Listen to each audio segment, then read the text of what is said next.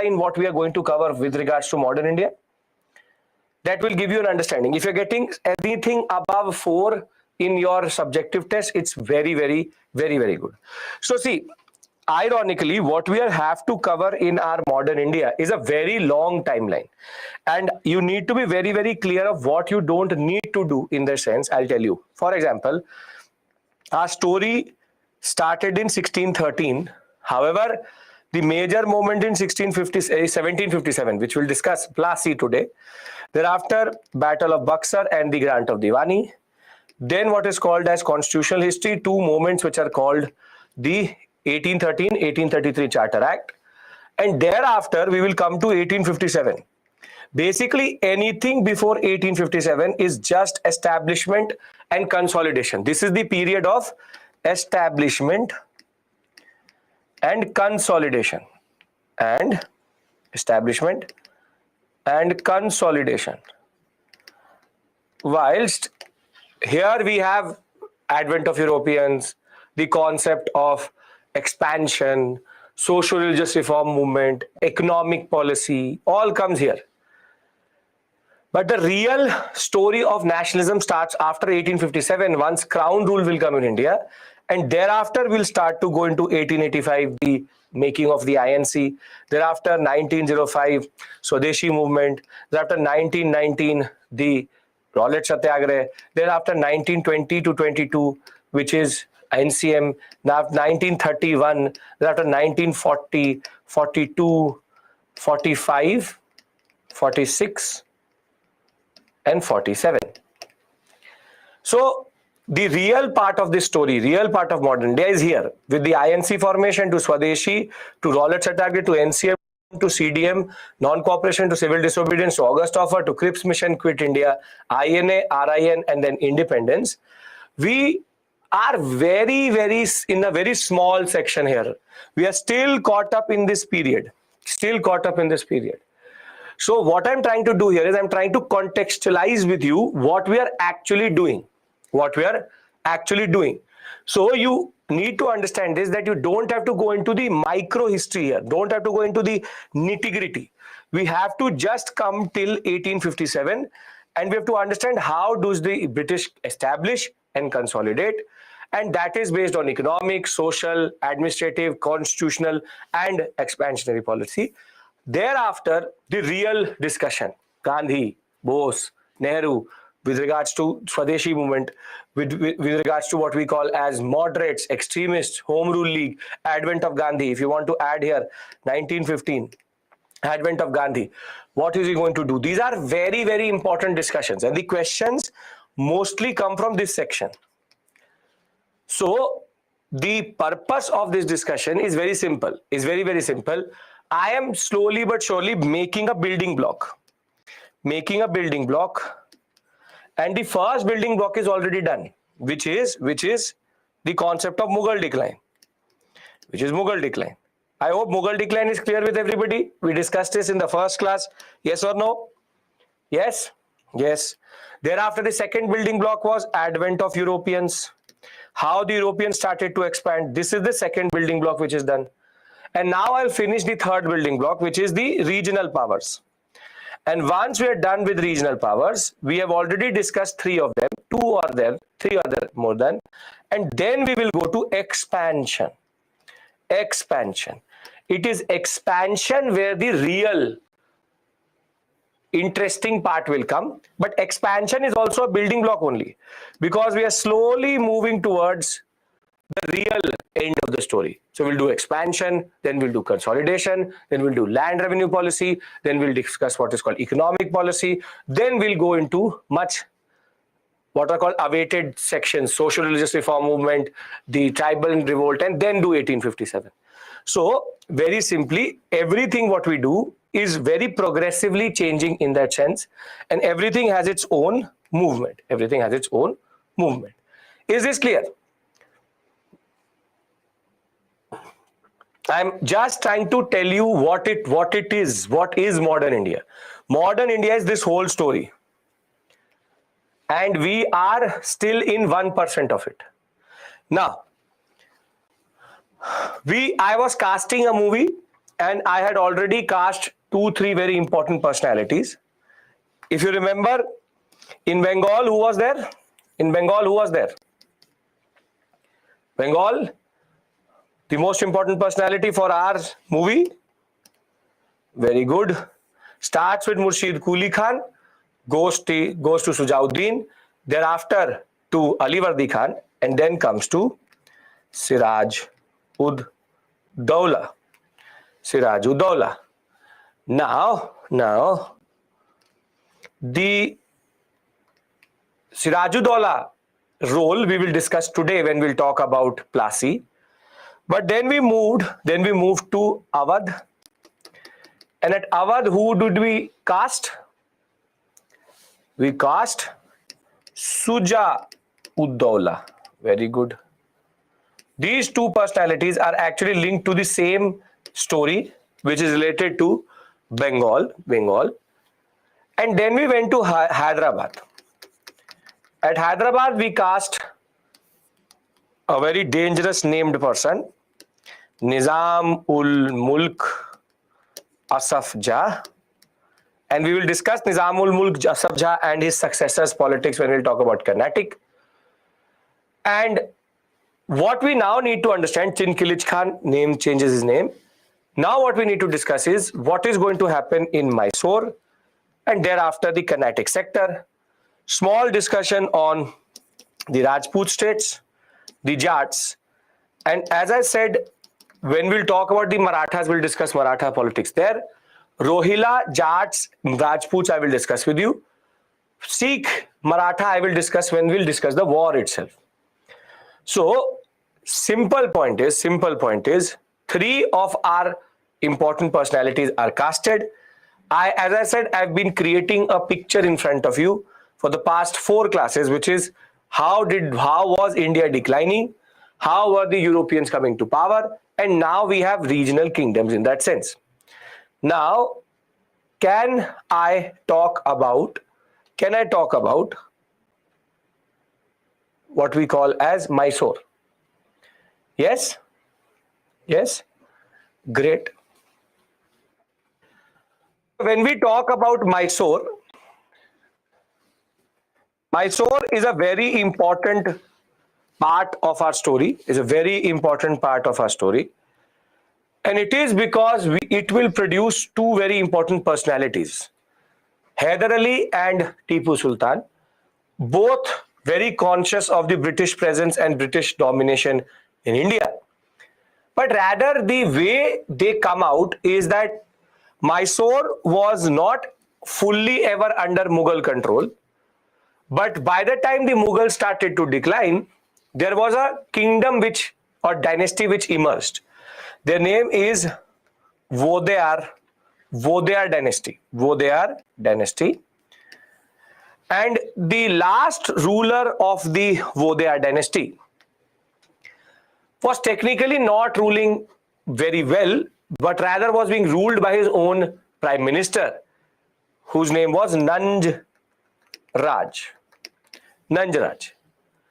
So the ruler Chikkadevaraya Vodeyar was more or less useless in this story, and his prime minister was Nanj Raj, and he was ruling in his name. This is called real power and nominal power, Vodeyar and Nanj Raj. Now Mysore is ruled by Vodeyar dynasty, and Nanj Raj is technically ruling in the name of, or is technically having the real power. Now Hyder Ali was one of the officers within the Vodeyar dynasty, and he realizes that Nanj Raj is exploiting the people, and he will challenge Nanj Raj and capture power. So if you remember, Murshid Quli Khan was made first the Diwan, then the Nazim, then the Subedar, and then he captures power. Chin Kilich Khan, again Subedar, captures power. And Sadadullah Khan, thereafter Safdarjung, and then Sujauddin. Sadadullah Khan, which is Awadh, is also Subedar. What is common to all of them is they are appointed by the Mughals and they capture power. However, here Hyder Ali captures power away from this nominal king called Nanj Raj, and thereafter becomes a very important personality. And Hyder Ali will be then succeeded by Tipu Sultan, and we'll talk about Tipu Sultan and Hyder in quite a lot of detail, when we'll discuss what are called the Anglo-Mysore Wars, which is most probably tomorrow. So the Mysore story is very, very clear, very simple, very simple, as it says here. See, it was under Vijayanagara, then briefly goes under Mughal rule. That is why it's considered a successor state. Thereafter, it went under and became autonomous under Vodeyars. Initially, Vodeyars are strong, but the one which was ruling at this point of time, Chikkadevaraya Vodeyar, was more or less useless. And Hyder Ali was one of the junior officers in his army. So he will then challenge the corrupt prime minister in 1761 and thereafter capture power and becoming the most important and the only challenge to the British in that sense. Yes, Nanjaraj is the prime minister of Chikkadevaraya Vodeyar, and thereafter Nanjaraj was defeated by Hyder Ali to capture power. Hyder Ali will then be succeeded by Tipu Sultan. We will discuss how he will die after the Second Mysore War. And thereafter, Tipu Sultan, considered one of the most important nationalists, one of the most important personalities who understood, the only one who ever understood the English threat in India. And we'll discuss the way he fought, the concept of his army, the way he had a very modern army or navy because of the French. And the French Revolution connection with Tipu Sultan we'll discuss separately. Basic point of the matter is what are we doing? I have Suja Uddin in Awadh, Siraj ud Dawla in Bengal. I have Nizam ul Mulk Asaf Jah in Hyderabad. And now I have Hyder Ali in Mysore. Very simply, Sujaud Dawla. Now, basic point is that I am, as I said, just creating the context, because each of them will play a very important part of the story which I'm going to tell you. So the one place which is still left is the Carnatic. And the Carnatic story, everybody is following me. We are just creating these people, the actors, nothing more, nothing less, nothing difficult here, straightforward. So on last class, and as soon as I'm done with this topic, I have to discuss with you mains answer writing. So please just wait for 5-10 minutes. We'll discuss mains answer writing, because you would have written about the answers, and I would like to know how did you perform. And generally, the basic point is Sujaud Dawla, Siraju Dawla, Nizamul Mulk Asaf Jah, Hyder Ali, and Carnatic. We are going to do Anglo-Mysore, but we will do it in a sequence. First is the Carnatic War, then it is Bengal, then it is Maratha, then it is Mysore. We will discuss this. We will discuss till today. Don't worry about that, Shafruddin.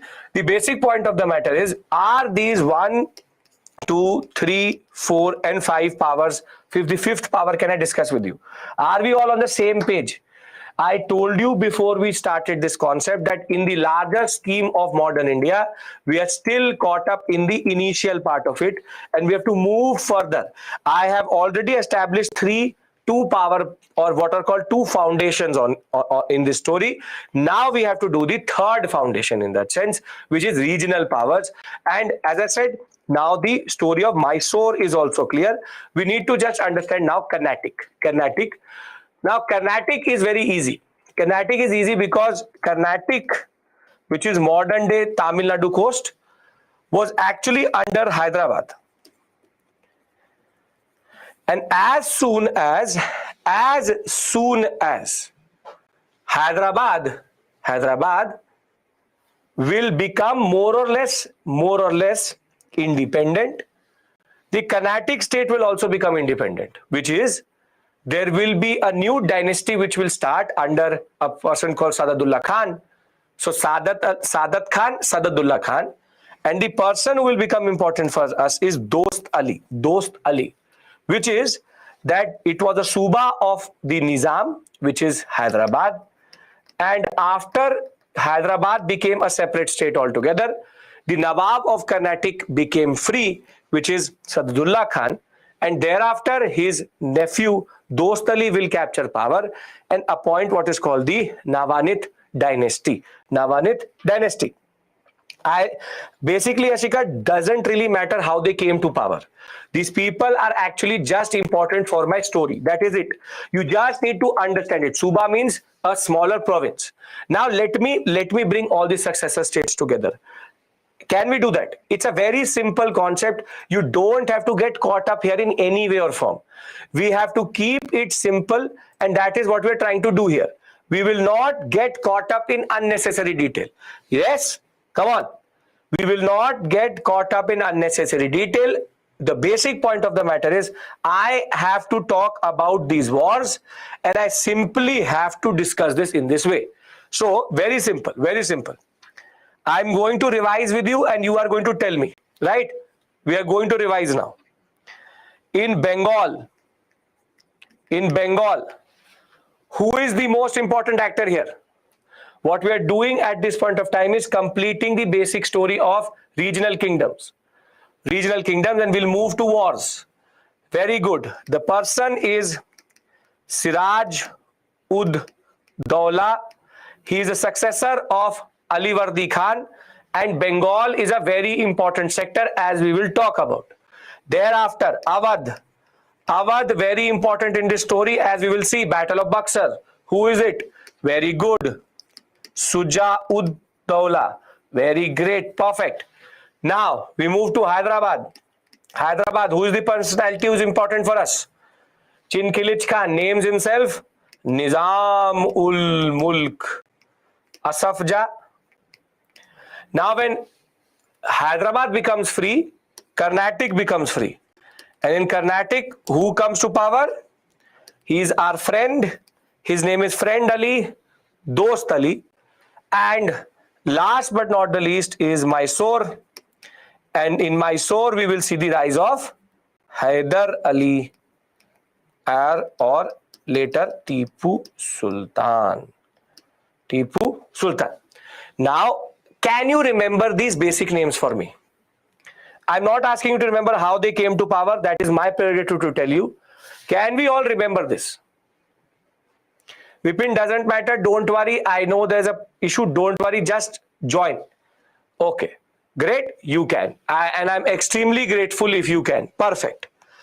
Now, Carnatic, as I said, was part of the Hyderabad state. Once Hyderabad state will become free, Carnatic will also carve out its own space, and basically in this larger map as you see here, we have now created the Carnatic sector, Mysore, Hyderabad, and you have Bengal, and you have Awadh. Now we have certain rebel states to do. As I said, Marathas and Punjab, I will do separately when I'll do Anglo-Maratha or Anglo-Sikh war in that sense. And the basic point of the matter is, don't worry, Bhumika, I know that we have to discuss the Rajput states. But in the Rajput states, there's only one personality who is very important to us. And that person is Savai Jai Singh of Amber. And why is Savai Jai Singh of Amber? It's called the Navatha dynasty. Which dynasty in Carnatic region? Dost Ali comes from the Nayavath dynasty. That's it. Now, the only one which we need to discuss is because Savai Jai Singh is the one who established none other than the Jaipur city itself, and also he is the one who is known for what is called Jantar Mantar. Jantar Mantar, if you've seen in Delhi or in Jaipur, you would know. Travancore, Aditi will discuss with reference to Carnatic. Don't worry about that. Basic point is Jantar Mantar is a astrological device made in a form of a what we call as a building. These are very beautiful, very technical concepts, and basically Raja Savai Jai Singh, very interesting personality, distinguished statesman, astronomer, and a man of art and science, loved science. He founded this Jaipur city itself and made what are called observatories. These are called Jantar Mantars in Ujjain, Jaipur, Delhi, Varanasi, Mathura. There are 5 observatories which he actually made. 5 observatories which he actually made.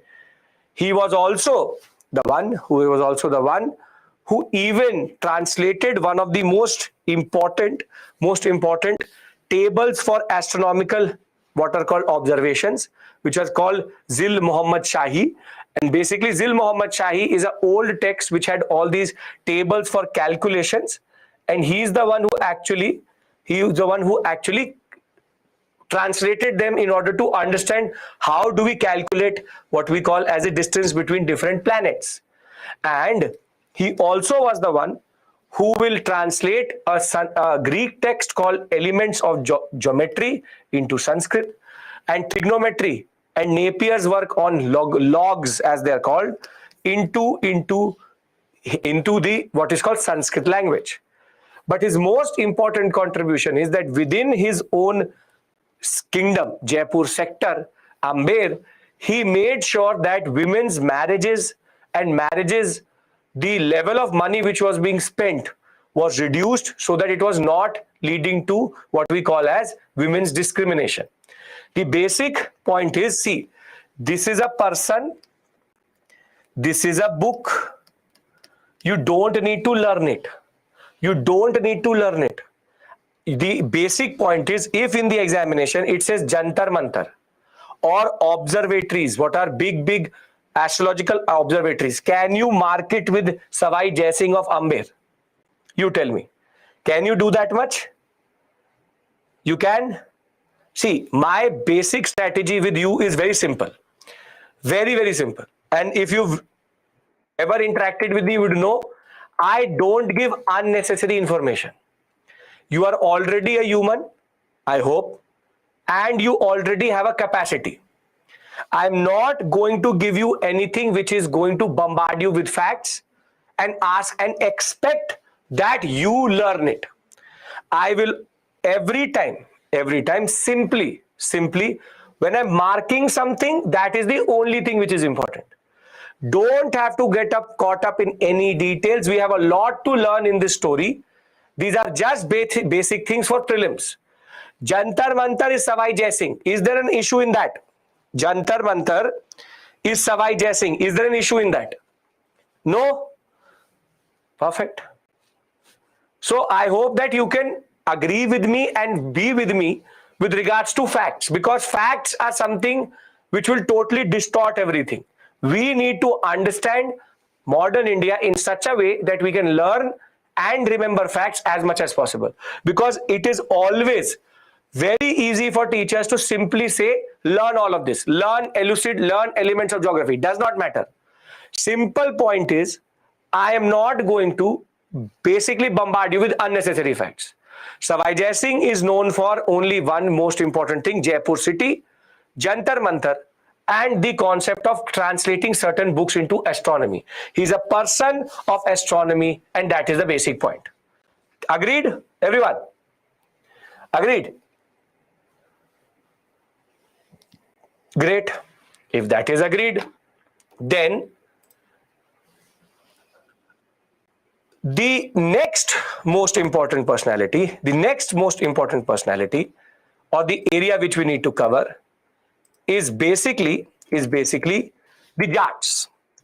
The Jats are a very interesting group of people, and they were always a problem for the Mughals. The Mughals were never able to subdue them. These are agriculturalist communities around Delhi, Agra, and Mathura. And because of the way the Mughals were squeezing the agriculturalists, Jats were the first to revolt in 1669, and thereafter in 1686. Again, don't have to learn this. But basically, the rebellion was based on overexploitation. And what you need to know for the examination rather is, Jat state of Bharatpur was established by a very important personality, Churaman and Badan Singh, and it is Raja Surajmal who will take them to the highest glory, and they will have a proper state before the British are going to capture them. So here we need to remember Raja Surajmal, Churaman and Badan Singh. I know there's a lot of names, but all these names have a purpose. Because when I'll say certain things in expansion, it should not ring or it should not be out of context in that sense. Now, the last but not the least, and thereafter we finish this theme, are the Rohilas. Rohila is very small state in the Uttarakhand sector. It was actually a person called Muhammad Khan Banghash. He's an Afghanistani person, Afghanistan adventurer, who comes during the period of Farrukhsiyar and Muhammad Shah Rangila and establish himself in the Aligarh Kanpur sector. So the whole that Aligarh Kanpur sector up to Uttarakhand, and he will create it as what is called as, his successor is going to call it as Rohilkhand, Ali Muhammad Khan. First capital was Alon in Bareilly, later Rampur. Simple, 2-3 facts. In the examination, Ali Muhammad Khan Banghash, Rohilas. That is it. Now, simple, very simple concept. Let's consolidate everything. Everybody is with me till this point. Very good. Now, what have we done in the past 3 classes? What have we done in the past 3 classes? This is India. This is India. This is India. And at the moment of 1746, 1746, what is there in India? What is there in India? First point is the Mughals are declining. Mughals have been declining. Anybody has any issue in this with regards to Jagirdari crisis, with regards to weak successors? We had a very long and very elaborate discussion with regards to what is happening in that sense. In that sense, basically, the Mughals have been declining because of systemic issues within them, and therefore, when we talk about the systemic issues, it could be the what are called the invaders coming through. Mughals have been declining because of certain policies. There are too many officers, too less land. There is agrarian crisis, and Mughals have been declining. At the same point of time, Bhavya, don't worry. Same point of time, there is what we call as rise of Europeans in India. Europeans in India. Simply, we had the first the Portuguese, thereafter the Dutch, then the most important, which is the English, and by the time we come to the end, the French. And in between all this, tell me where all does the Danes are there? You want to add Danes here, no issue. But Danes are extremely insignificant in this story. The basic point is, by the time we come to 1746, where all has the English established itself? The English are in Bengal. This is the presence of the English. The English are in Surat. They are controlling Madras. They are controlling the Deccan sector, which is Golconda state. They are in Agra. They are in Ahmedabad. They are in Broch. They are in Bombay. All of this is where the English have already established themselves. Mauchlypatnam. Their presence has now become very ominous, very big. And if that was not enough, India was not united. India or Indian subcontinent was not united. In the sense that India was just all of these small states coming together. So you have Bengal, you have Awadh, You have the Jats, you have Punjab, you have the Rohilas, you have the Carnatic, you have Mysore, you have Hyderabad. Nothing left if then Marathas, we will discuss them. Basically, India at this point of time is the most vulnerable because Punjab, Jats, Rohilas, Awadh, Bengal, Mysore, Carnatic, Hyderabad and the Marathas. Do they have a sense of, you want to add Rajputs? Sure, Rajputs. Do they have a sense of unity? Do they have a sense of unity? No, they don't have a sense of unity. Now, my story, the scene is set. You add Rohilas are here. My scene is set. My set is ready. Now my set is ready. So let's one by one call each and every actor. So from Bengal, we get Sirajuddaulah. Then our second actor is from Awadh, which is Sujauddaulah. Then our third actor comes from Hyderabad, which is Nizam ul Mulk Asaf Jah. Then our fourth actor comes from the Carnatic sector, which is Dost Ali. Our fifth actor comes from Mysore, which is Haider Ali. Then from Charts we have Surajmal and the Marathas and the Punjab sector. We will right now keep it aside because that's a separate issue altogether. So for Savai, Jaising is important, but not in the sense of fighting. Is this basic picture clear? Because I put in a lot of time to create a certain set in front of you. A certain set piece is in front of you. I have now created a larger picture of India. If the larger picture of India is clear, then my three basic building blocks are ready. First building block was Mughal decline. Then the next building block was the concept of advent of Europeans. And the third building block was, in that sense, what we call as the regional kingdoms. Now, if then everything is perfect, can we now discuss the most important expansion of British Raj in India?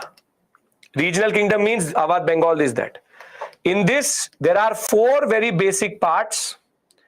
We have to discuss first the Carnatic, then Bengal, then Marathas, and then Mysore. Once Mysore is done, then we'll do Sikhs, and thereafter we'll go into what are called non-direct confrontation politics, which is called subsidiary alliance and doctrine of lapse. So I've been teaching you for now close to four classes. Are you getting the point, what I'm trying to do here? I could have easily done them separately. I am interlinking each of them so as to create a certain picture in your mind. Any discussion I do does not have anything to do with if the basic story. I don't tell you that. Now my stage is set. And before we go to what we call as expansion of British Raj in India, I want to discuss one thing. Firstly, you would have received the objective test on Saturday and the subjective test on Saturday. I hope you understand what is the concept of subjective and objective tests. You would have got 15 to 16 MCQs and you would have got 5 questions from us. Yes. One thing very clearly is that you do not need to worry if you're getting even 50% of the marks or 50% of the questions. which means that without any revision, you're able to get, or you're understanding the classes itself. But a very important thing which I need to discuss with you, which I promised I will do, is how to write a mains answer, or what is the structure of a mains answer of modern India. Can I do that? And then I'll discuss with you these words called elucidate and this and that. This one discussion I think is worthy to be discussed here before we start our discussion with regards to what we have to do in that sense. Because this is something which will really help you in that sense. Divya, there's an issue, I know that. Just join us the way you can. We'll figure it out. It is something which happened in the morning also. Don't worry about that. Okay. Now, please listen to me. Don't have to go to any videos. Don't have to go to any form of forum. I'm giving you a structure. You have to follow that. Every answer has 3 parts. One is called introduction. The next is called body. And the third is called conclusion. Now, I saw a lot of your answers. Firstly, first attempt, it makes a lot of sense. But you all are very talented in that sense. You only need direction in that sense. What you've done is that you've written the answer like a katha. Starts from one line, ends in the end. Just going on. This is not the right way to write an answer. Because you are not writing the new Granth or the Ramayana or the Mahabharata. You just start and go like this. No. There's a structure. The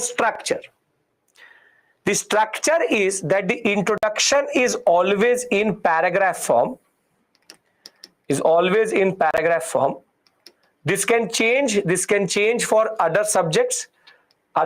For us, paragraph. For modern India, for history, paragraph.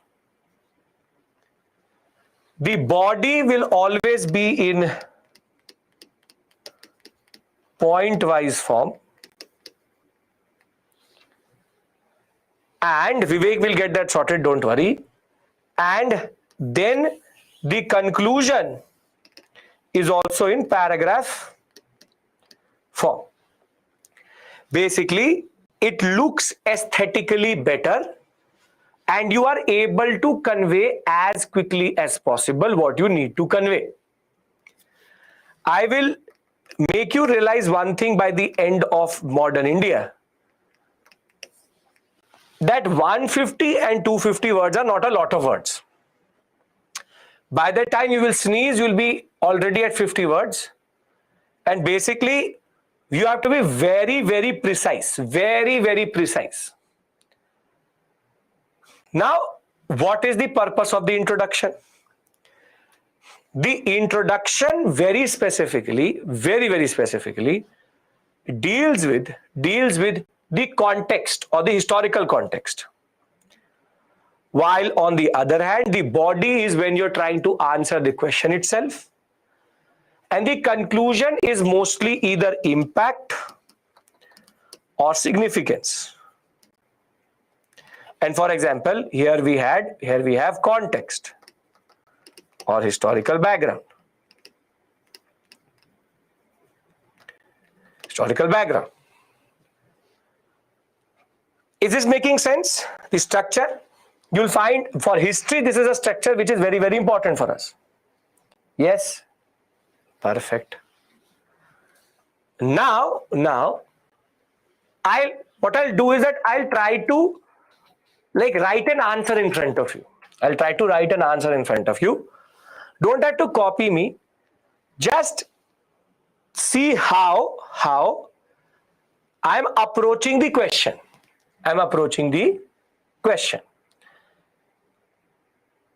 One of the questions which I gave you on Saturday, I have the list here.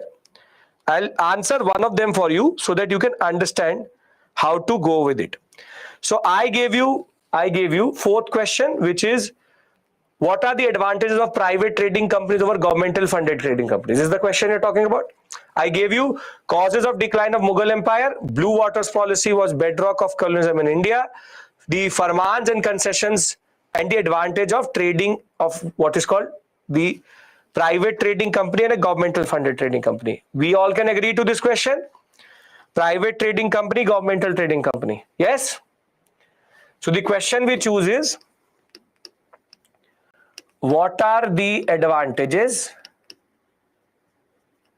of a private trading company over a governmental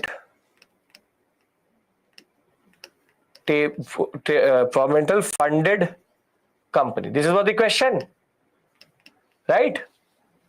Now, Shavni, there's no issue. No, don't worry about that. You don't have to go for, see, tables work, but I'll tell you how to do it. Now you see how I'm writing, I'm approaching. I'm obviously not writing the 250 word answer to you.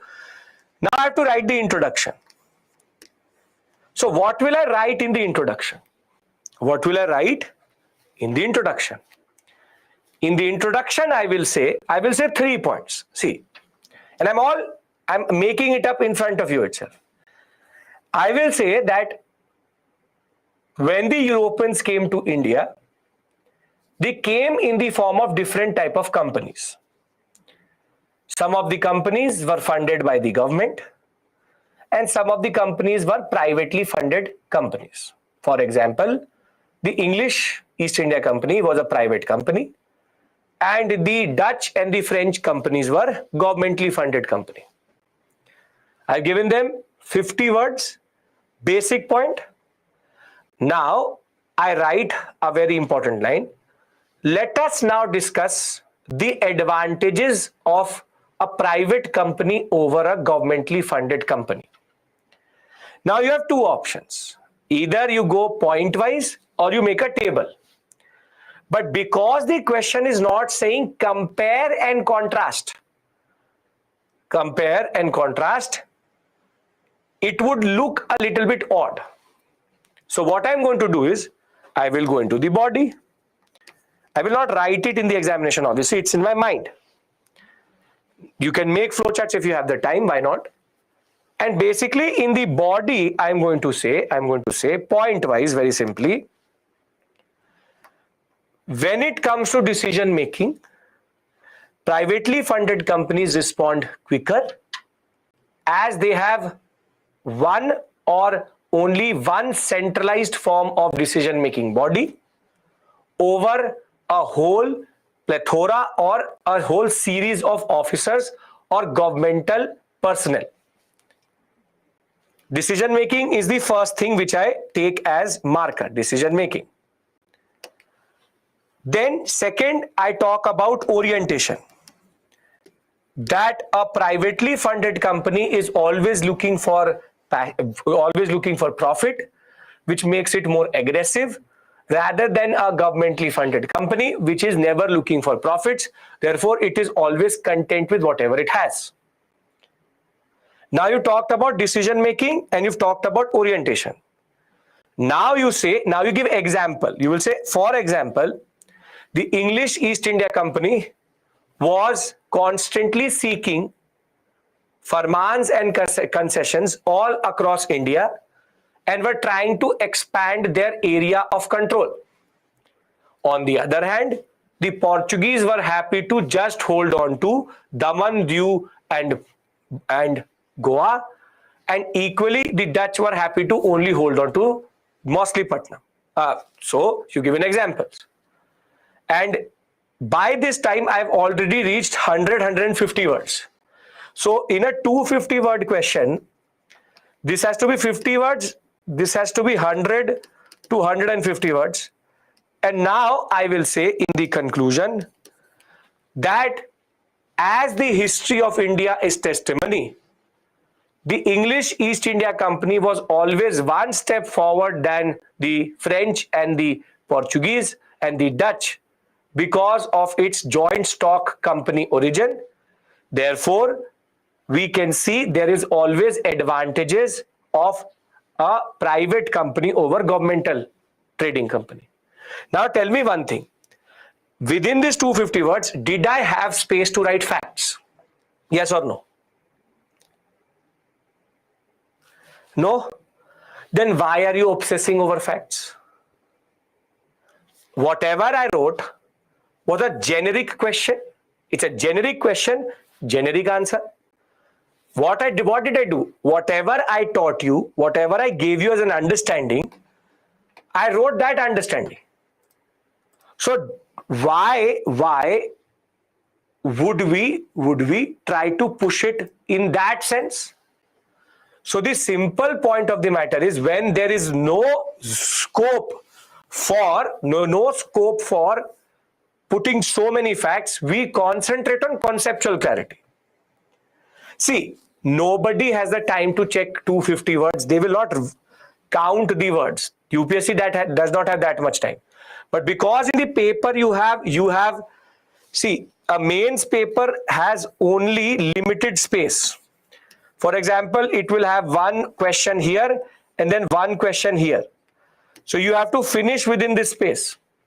And you trust me, if you start to write more, the examiner can easily make sure that the question or the answer is more than 250.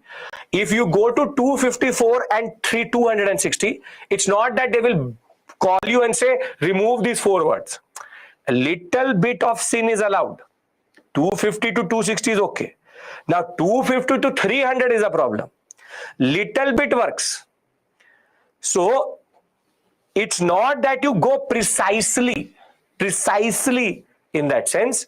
Oh God, went to 251. What is going to happen to me? Nothing is going to happen to you. One word, they don't care. But what is going to happen is, I'll tell you a very simple point. I have a question and I have put everything. By the time the paper checker starts to check, he will get to know which is over, which is less, because you will either start to cramp it or it will look too hodgepodge. So UPSC examiner is not sitting there, okay, let us count 1, 2, 3, 4. They will take an eternity to check. It's all what we call as an estimation, mota moti. But basic point is, you do not need to right now think about that.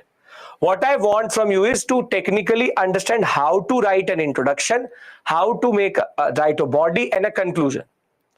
So I hope this discussion gives you some clarity. I gave you 5 questions. If you've not attempted them, attempt them now. But follow this basic point. Follow this basic point. Can we agree to this? Make sense? Okay, now last discussion before I start expansion of British power with you. You will see a lot of words in the examination. You would have seen it. Elucidate, explain, comment, discuss. As of right now, this is what you've actually seen. Discuss, elucidate, explain, comment, justify, critically analyze,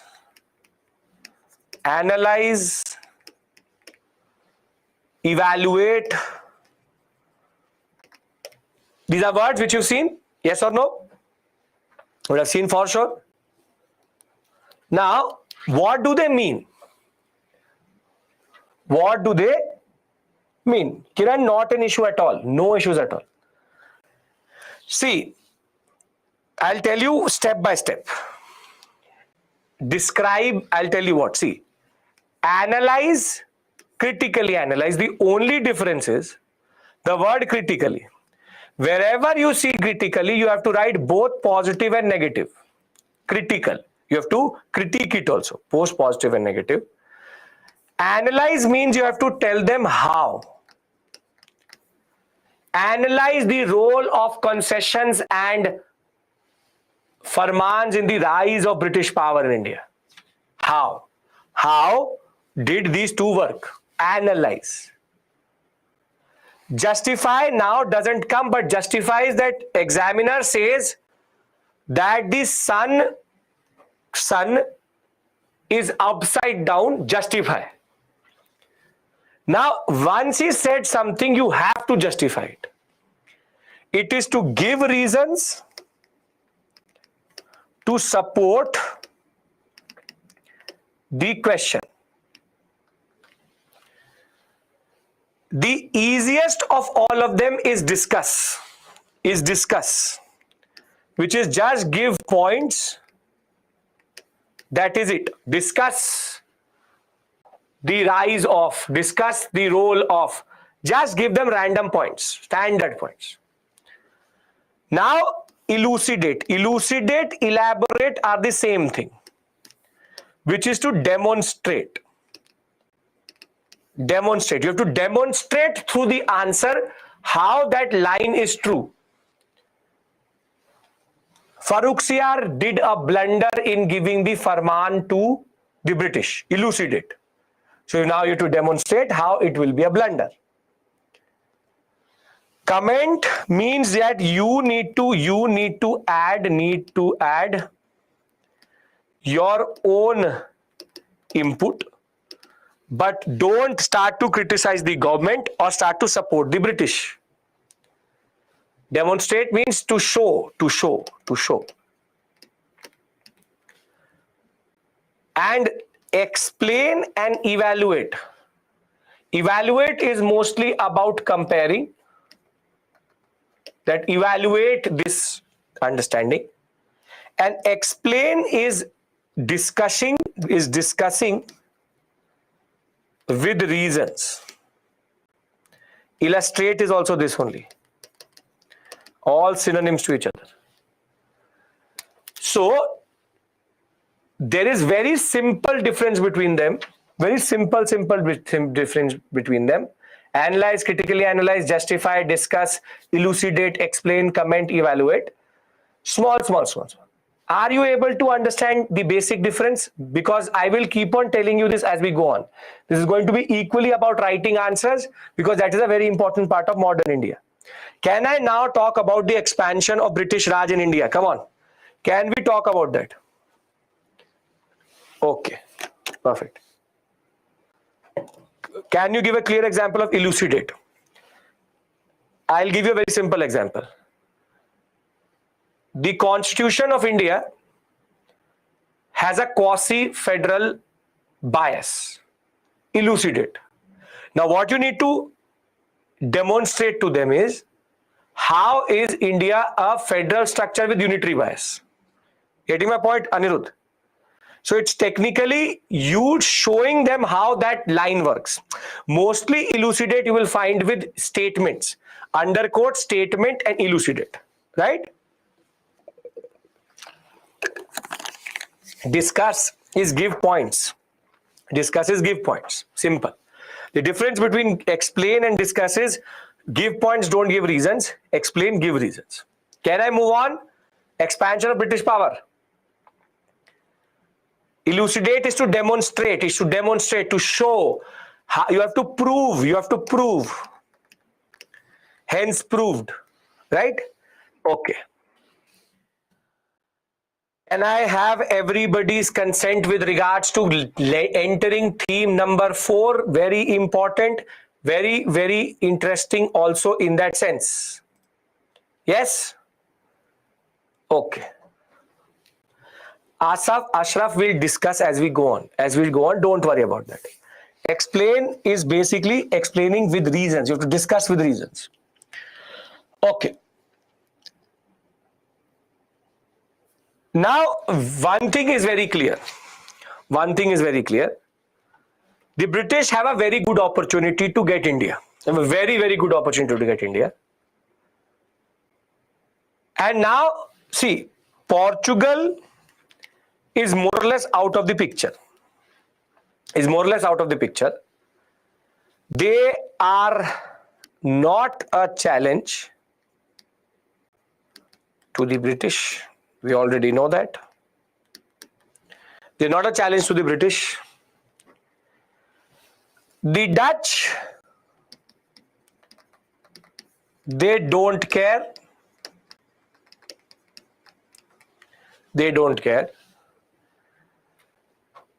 The Danes, Denmark, they themselves are more or less useless.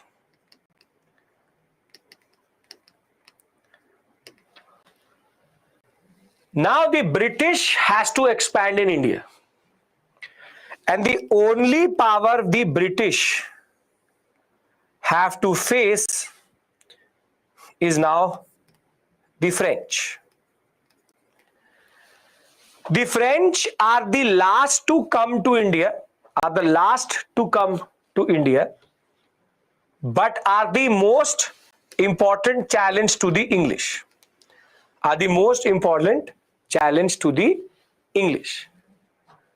So the first moment of conflict in India is actually a spillover event from the English sector or from the European sector. Now what I'm discussing with you is called Carnatic Wars. See, I'm going to discuss with you what is called Carnatic Wars. Carnatic Wars, I'll show you Carnatic for basic reference. This is the Carnatic sector, Arcot being the capital. This is Carnatic.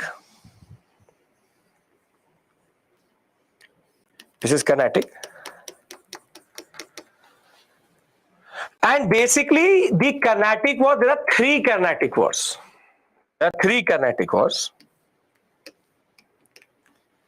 First, second, and third.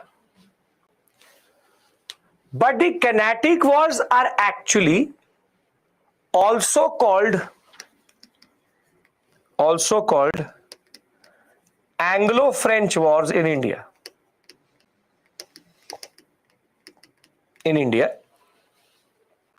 Because the Carnatic War was a product of English and French struggle for domination. And the irony of the story is that once the third Carnatic War will be over, Anglo means English, once the like India, Indo, English, Anglo. The basic point is after the third Carnatic War, the French will cease to be a threat to the British in India. Basically, once the third Carnatic War will happen, one thing was sure, that now the French will not be able to expand. But why am I showing you the map? Why am I showing you the map of Europe? Is because the first and the third Carnatic War, the reasons don't lie in India. The reasons are in Europe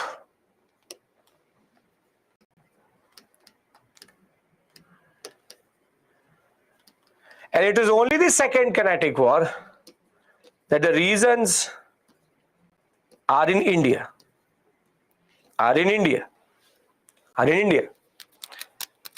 So can I now discuss the reason for Anglo-French rivalry and the first Carnatic War itself? We can discuss that? Great. Now, see, Anglo-French rivalry in India was based on a lot of things. They were already rivals in Europe. The French and the English didn't speak to each other. They are now also locked in a commercial and political rivalry in India.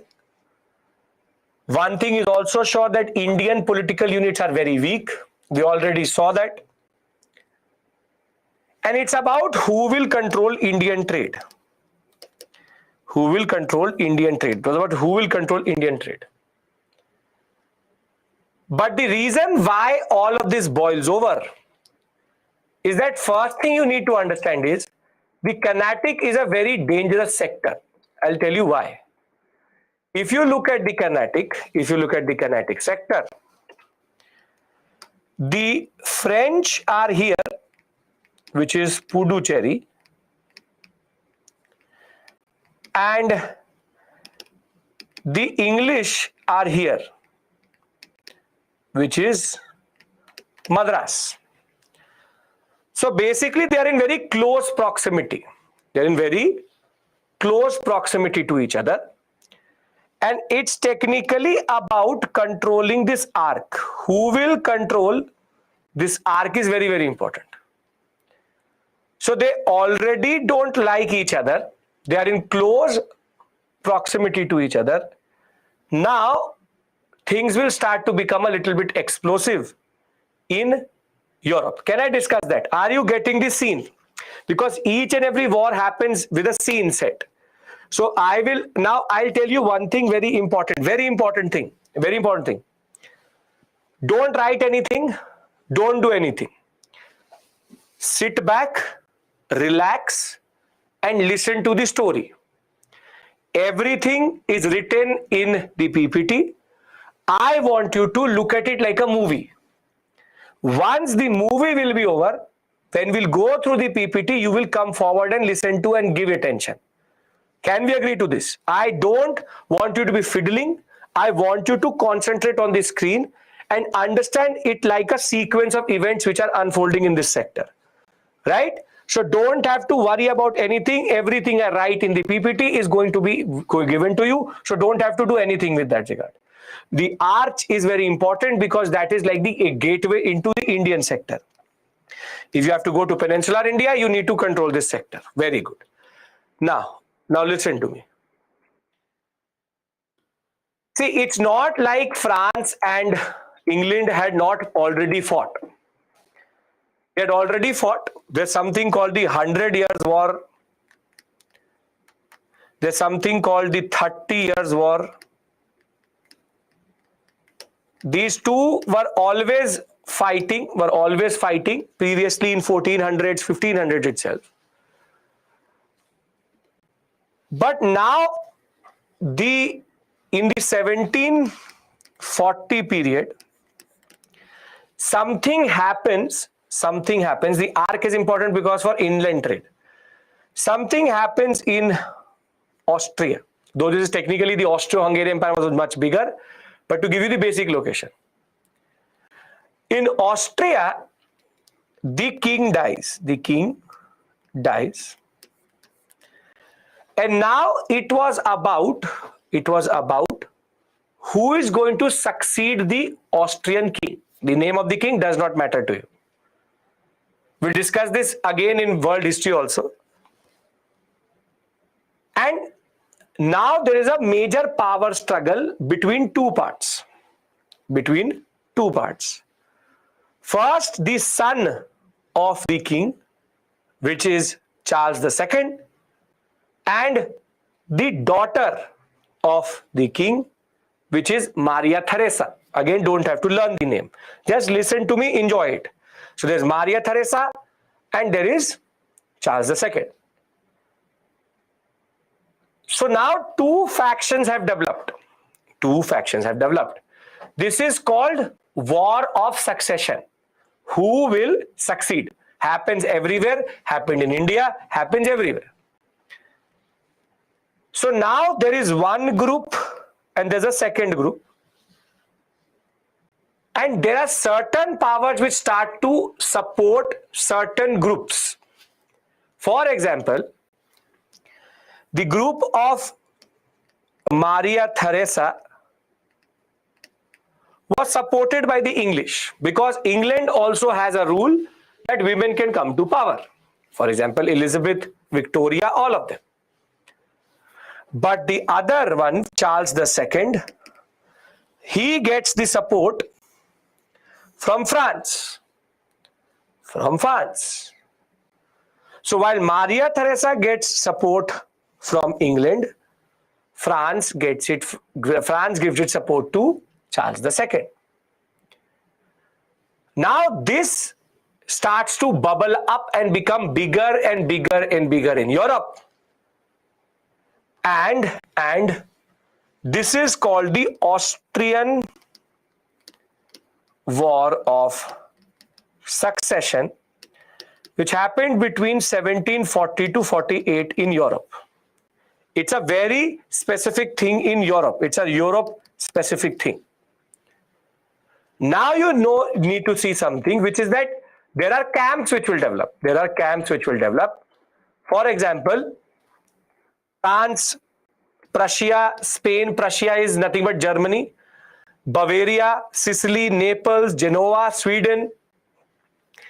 And it will become versus the British, Habsburg, Hanover, Dutch, Sardinia, Russia. Basically, there are two camps which develop in Europe, which is the British camp versus the French camp, which is called the Austrian War of Succession. Can we agree to this much? The finer details are not important to us. What is Habsburgian Empire? All of that I will discuss with you with regards to world history.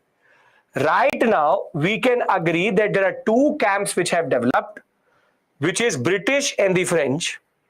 And now there is tension rising in Europe. Tension rising in Europe, and the British are supporting the Austrian successor Maria Theresa. Charles II supported by the French. They gain nothing, just that the same person who will come to power is going to be that. It's a very European thing, and it has nothing to do with India. Camp means groups, two groups of power. We don't care which are the smaller chutmut powers, doesn't matter. These two big powers are locking horns. Can we agree to this? I want everybody's understanding, because then I talk to you about the First Carnatic War.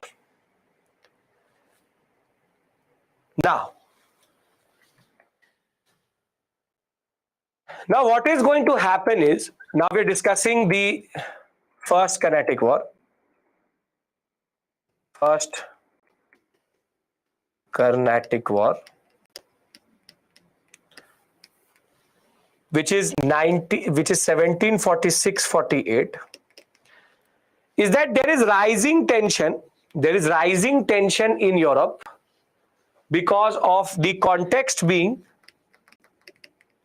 the Austrian War of Succession. And now the Carnatic sector has two of these powers, the Puducherry or Pondicherry, and a little bit north of it, not exactly, but is Madras. And this is the English, and this is the French. Who is the king of Carnatic at this point of time? Very good. It was Dost Ali. But by the time we come to 1746-48, Dost Ali has been succeeded informally by a person called Anwaruddin. Anwaruddin is the successor of Dost Ali informally. And the British and the French are sitting in this sector, and the rising context is Austrian War of Succession happening in Europe. Scene clear? Geography clear? Come on, tell me. Then I tell you what happens. Don't bring in Chand Sahib right now, that is Second Carnatic War. Informally means not formally, in the sense that he's not fully taken over. Dost Ali still is an old man, but Anwaruddin takes the decisions. Now the French governor Dupleix, I told you, remember his name. Dupleix says to the English, see, let's be smart. Let's be smart. We don't need to fight here. If they're fighting in Europe, let them fight here. We need to be smart, and we should not spill over that conflict into India. We should not spill over the conflict into India, which is, let's be smart. So Dupleix sends a message to the English. Let us avoid conflict in India. However, the English were in no mood for that. The English were in no mood for that. And very simply, there were certain ships of the French in the Bay of Bengal, and these ships were intercepted by the English, and this, see, first is let us avoid, second is there is English seize and destroy French ships in India. Is this a foolish move or is this a very smart move by the English? Foolish or smart? It's a foolish move. This is called the rising nationalism. We will fight it out. So now the French say, you leave us no choice. I told you that if we are going to have a conflict in India, it is going to go out of hand. So now the French attack Madras. Attack Madras, and basically they seize and control the St. George Fort. They seize and control the St. George Fort. So the French said, do not fight. The English say, we will fight. And the Austrian War of Succession has now spilled over into India, and very simply the French very simply go, and the basic point is, French have the power at this point of time to go to Madras and seize Fort St. George. Is the first 4 points clear? Everything is in front of you on the map. Who is the initial aggressor? You tell me. English. English are the initial aggressor. But now you tell me. You just tell me. What should the English do? What should the English do?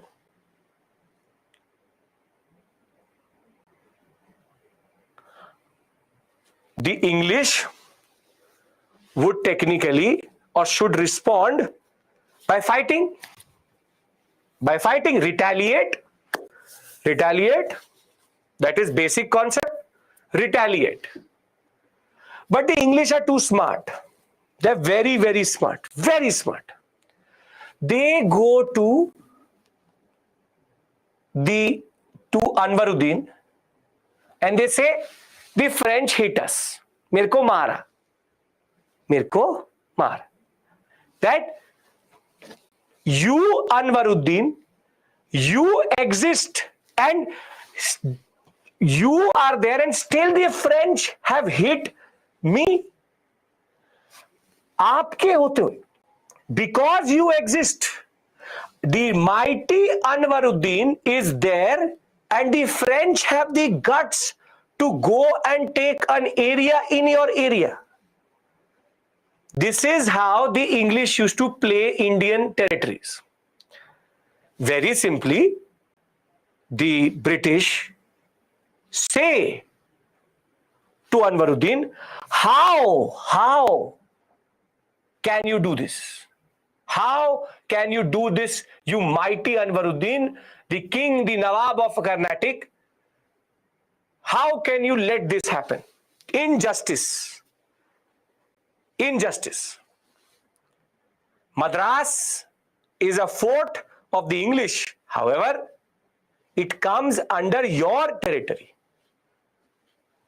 And now they technically start to butter the ego of the Nawab. Butter the ego of the Nawab. And the foolish Anwaruddin, what he will do is, he was like, yes, you're right. How can this happen? So rather than fighting the French directly in this battle, now English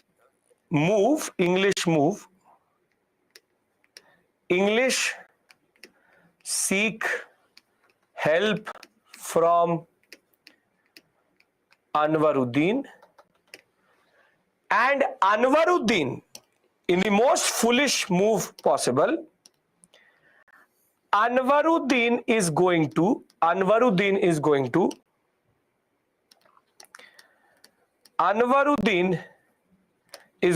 attack the French at Puducherry,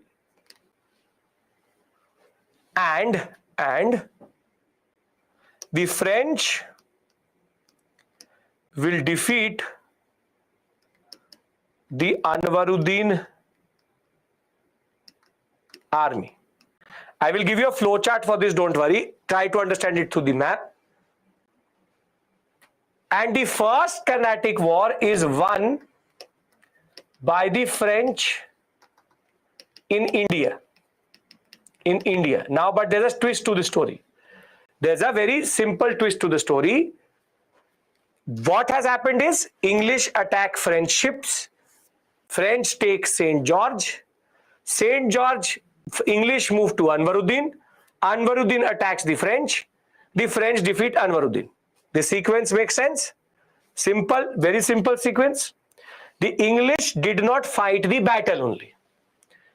This is called the smartness at a new level altogether. So who got defeated was not the British, but Anwaruddin. But meanwhile, what happens is that in the Austrian War of Succession, in 1748, English faction will win the Austrian War of Succession. And basically this whole conflict will end with what is called the Treaty of Aix-la-Chapelle. Aix-la-Chapelle, and Aix-la-Chapelle is a place in France. Chapelle. And France will foolishly return, because they lost. France will return Madras to English.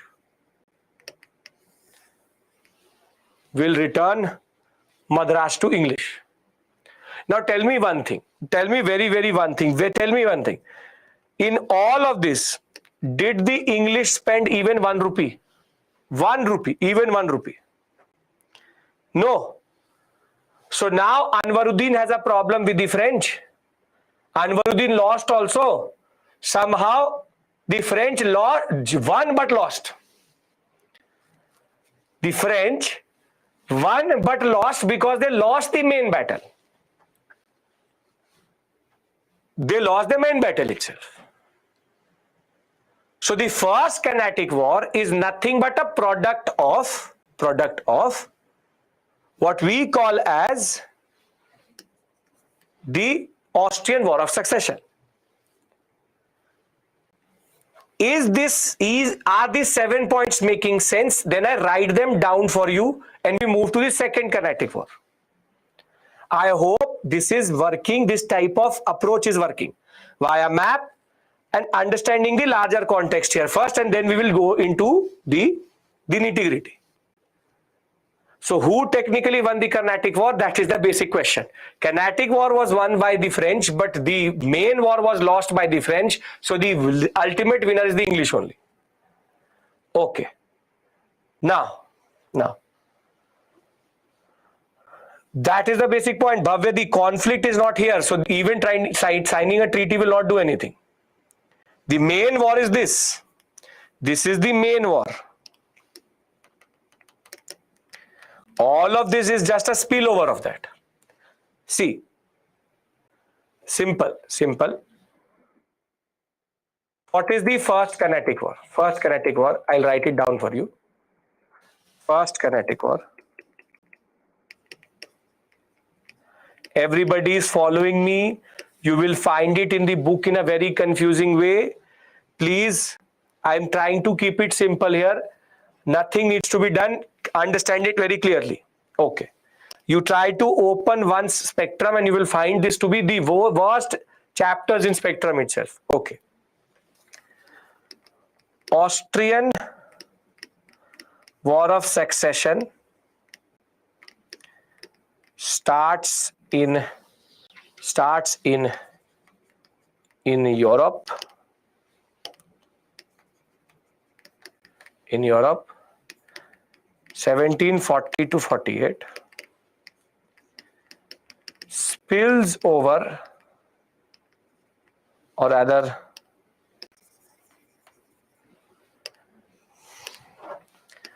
rising tension between French and English.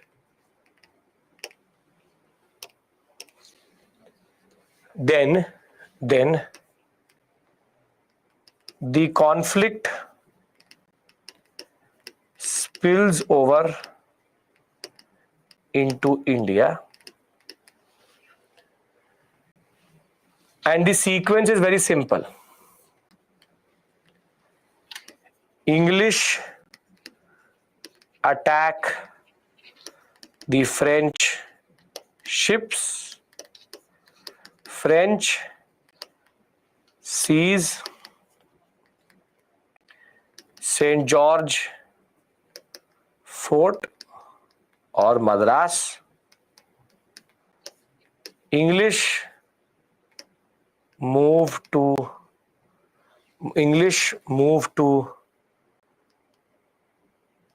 Nawab Anwaruddin of Carnatic.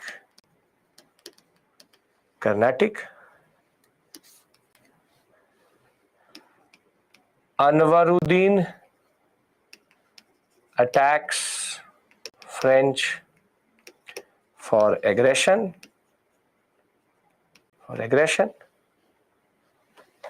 French defeat Anwaruddin. However, Austrian war ends with French defeat. And what is the product of that? Treaty of Aix-la-Chapelle. Done, everyone? 1, 2, 3, 4, 5, 6, 7. Can I read it out of the PPT? Anwaruddin lost. Dost Ali was already out of the picture. See, French were concentrated in Pondicherry. They wanted to influence Carnatic and Mysore. And the west, you have the Marathas can't go anywhere, and Bengal is not open right now. So it is the Austrian War of Succession which becomes the context of all this which is going to happen.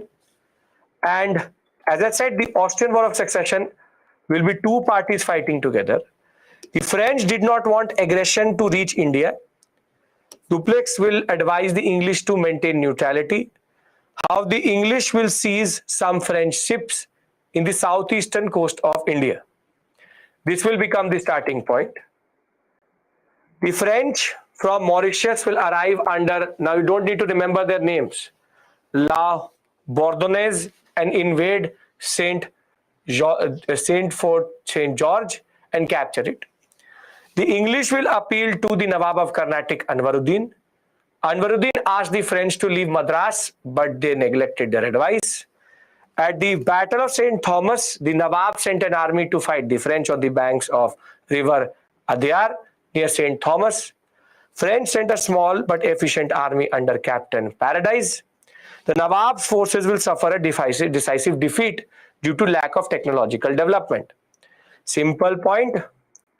The larger story is that the Austrian War of Succession will be lost. Maria Theresa is going to win. And Britain, France, Dutch, Spain, Austria, and Genoa, which is Italian states, will sign a treaty. The treaty will end the conflict in the European theater, and this will bring the Austrian War of Succession to a conclusion.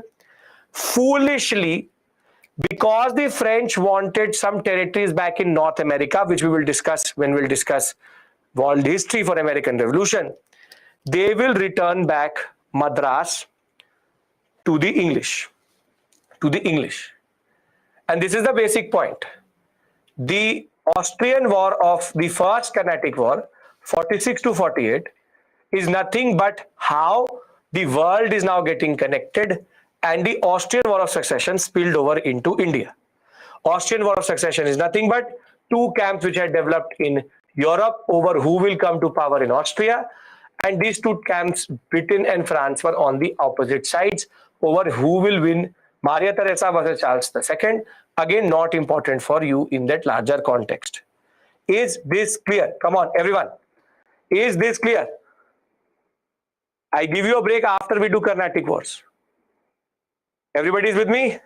Okay, very good. Very good, great.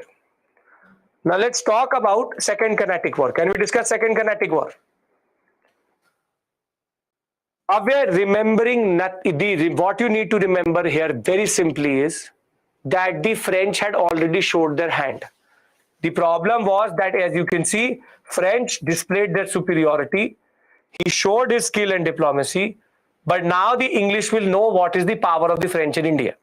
This is like playing poker. The French had already showed their hand. Now, again, Seni does not matter to me. I don't care who is Maria Theresa. I don't care who is Charles IV, 5th, 6th, 7th, 8th, 10th. It does not matter to me. What matters to me is what is happening in India. And you understand that the both are on the opposite sides in that sense. Right? Now, let us discuss. This is a very important area for both prelims and mains. Mains, they have not asked a question till this point. I'm telling you, you have to understand it. The purpose I will tell you later. Simple point is, enjoy the story. You have to understand how the British play. You need to understand the technique of the British. Is everybody with me? Okay. If you are doing it for 2023, it is equally more important. Because I am discussing these names, this should stick to your mind. Anwaruddin, British, that's it. La Bourdonnaise and St. Thomas, not important for you. Now, Second Carnatic War. One is which is called which is proper hodgepodge. Now you need to play a little bit. If you can learn that flowchart, your work is done. French, English fight the French, French take. English go to Anwaruddin attacks French, defeat. What is there? Not difficult. Is this a difficult story? No, it's just a sequence of events which is happening. Okay, now there is a state called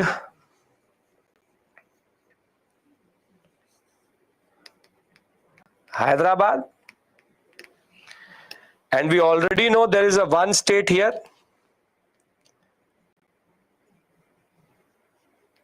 which is Carnatic. Yes or no? Arvanuddin will lose his position very quickly. You will see. Second Carnatic War, you will see. Now, Second Carnatic War is all Indian, but it will show a very important tendency. How the British and French will start to meddle into Indian politics. Meddle into Indian politics. Now, in Hyderabad,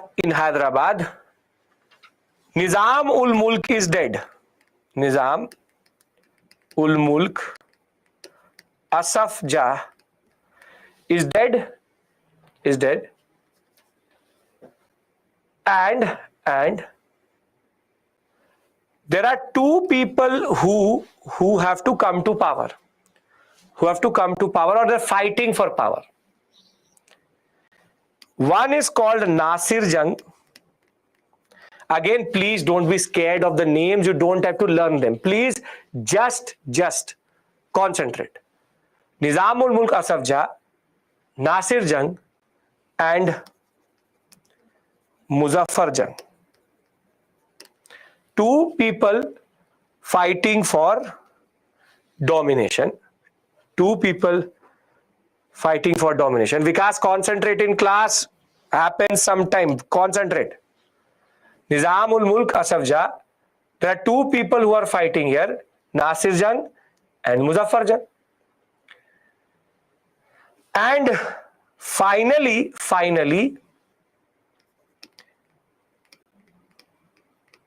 Dost Ali is dead.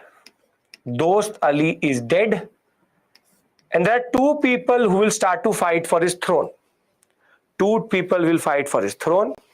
One naturally is Anwaruddin, and the other one is Chand Sahib. So this is what do we call this? War of succession? Nothing. I have not even started the basic point.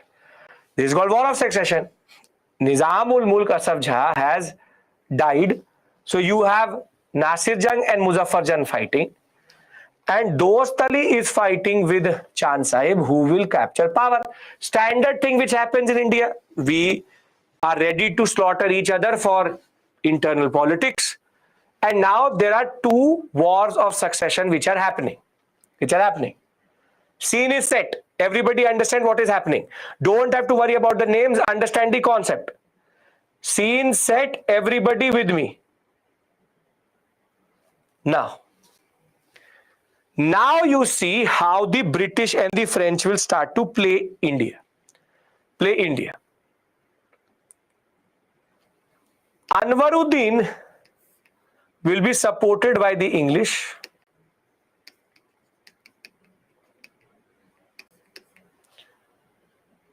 And Nasir Jung, the English will support.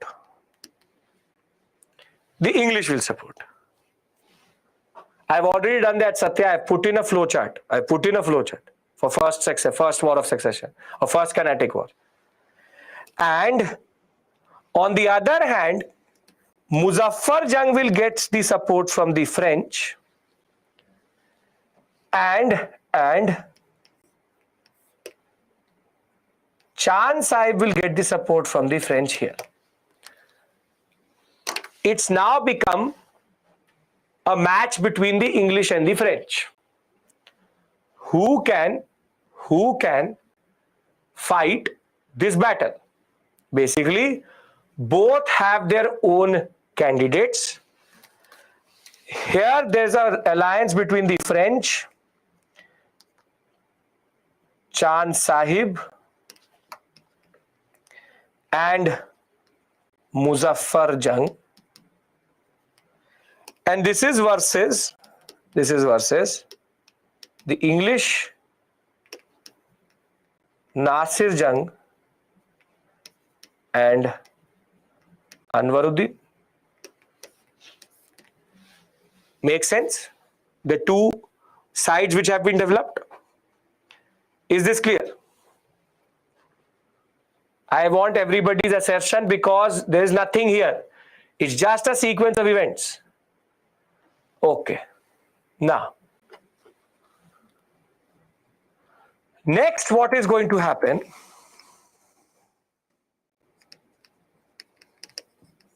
Next what is going to happen is very simply,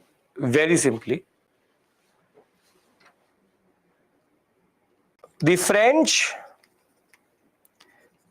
Muzaffar Jung and Chand Sahib will dominate, and Anwaruddin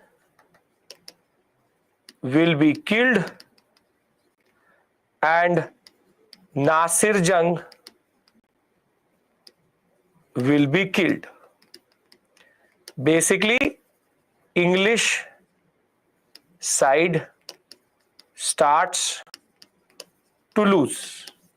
Again, the French have been able to show that their faction is stronger. Now, Muzaffar Jung, rather, I put it the other way around. Chand Sahib is able to kill Anwaruddin, and Muzaffar Jung is able to kill Nasir Jung. Simple point is, French faction is winning. Or rather has an edge. Has an edge. Now, very simply, this meant that the French now have influence over Hyderabad and Carnatic. They have influence over Hyderabad and Carnatic. The French take a lot of territory also, what is called the Northern Sirkars. The French also appoint a person into Hyderabad's court called Debussy. But the problem was that Anwaruddin's son Muhammad Ali was still alive.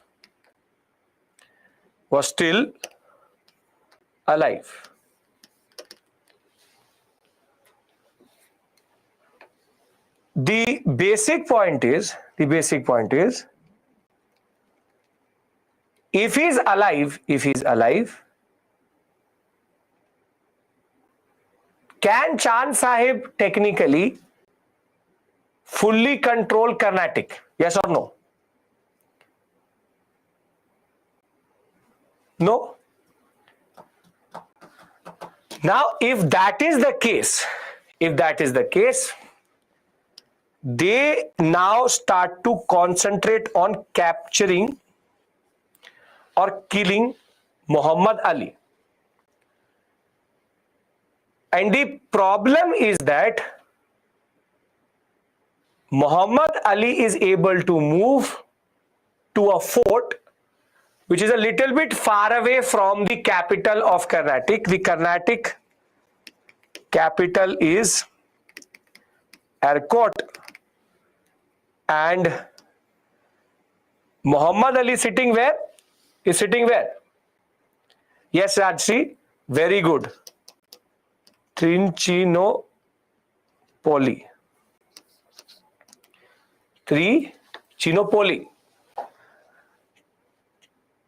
And he is in the fort of Trichinopoly. At this point of time, if you had to put your money You would put it on the French or the English?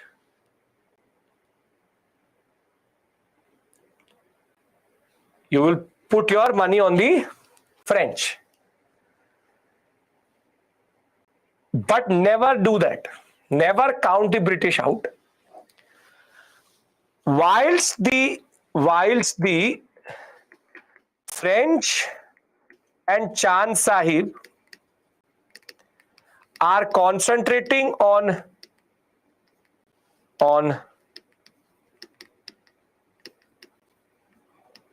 Polly,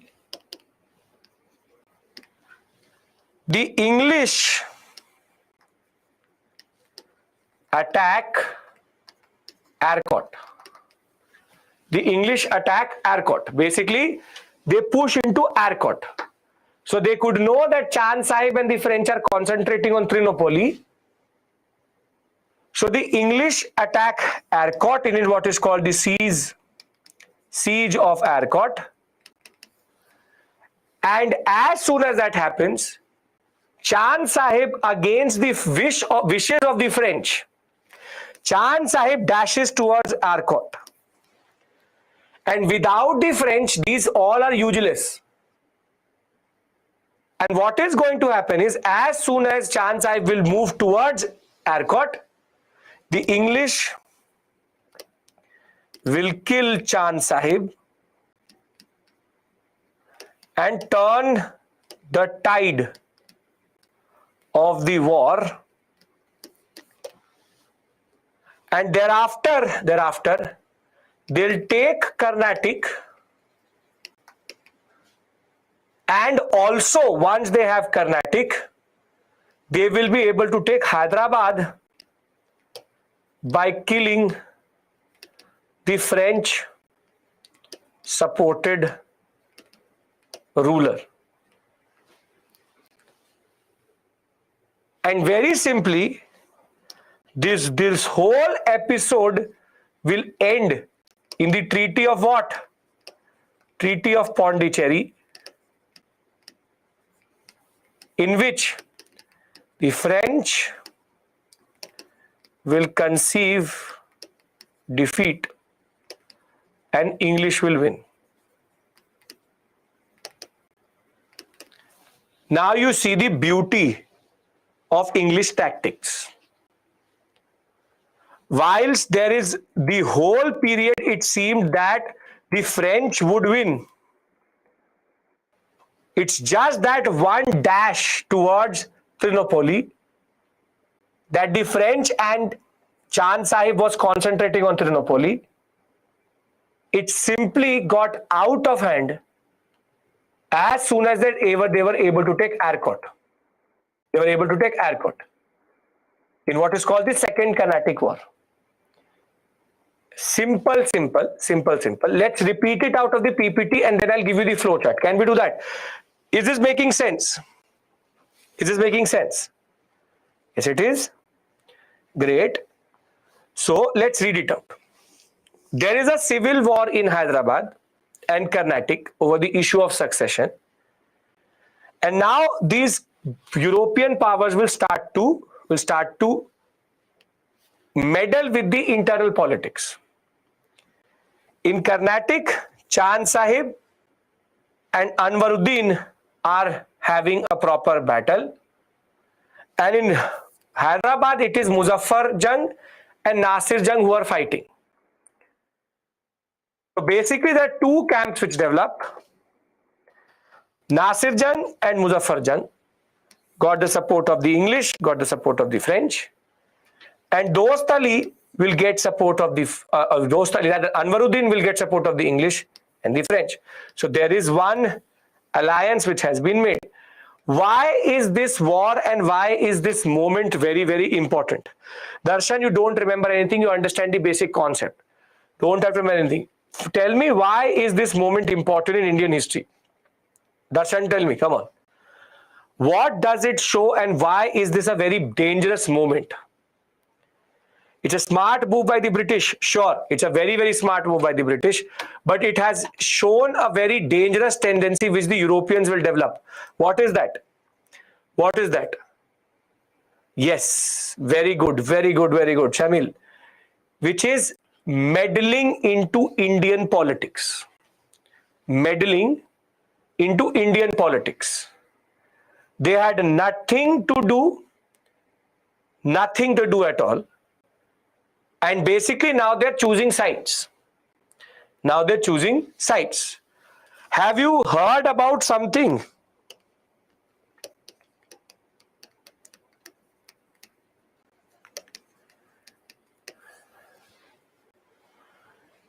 Isn't this divide and rule? Rings a bell. This is the genesis of divide and rule. That they very simply are dividing India according to their internal politics. Now very simply, combined forces of Muzaffar Jung, Chand Sahib and the French will defeat and kill Anwaruddin in the Battle of Ambur. Does not matter to you. Chand Sahib was appointed the Nawab, while Muhammad Ali, the son of Anwaruddin, fled to Trinopoli. Thereafter, the French and Chand Sahib now surrounded the fort of Trinopoli, and Nasir Jung will also be killed by Muzaffar Jung by 1750. Nasir Jung was killed, Muzaffar Jung was victorious. Now, in return to this, Dupleix will ask the Hyderabad governor that you give us the territory south of the Krishna river. Again, don't have to remember, but this is what is happening. Territories near Pondicherry, Mosli given to the French. French also get northern Sirkar. Everything looks like the French. Looks like the French are going to win. However, the French were too happy controlling this area, not realizing that the English were regrouping. French will control the northern Sirkars. They will appoint a person called Captain Bussy to sit in the court of Hyderabad. However, Muzaffar Jung will be killed by another internal politics. So Salabat Jung will be supported by the French, and basically the French control Hyderabad. I don't want you to do anything with regards to names. You just understand the larger concepts here. The simplest of simplest points is, once it seems that the French have control, the English will start to gain momentum in what is called the siege of Arcot. The villain of India,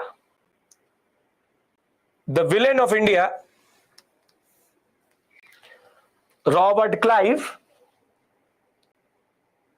again, HR1, if you're able to understand me, just follow the flowchart I'm making.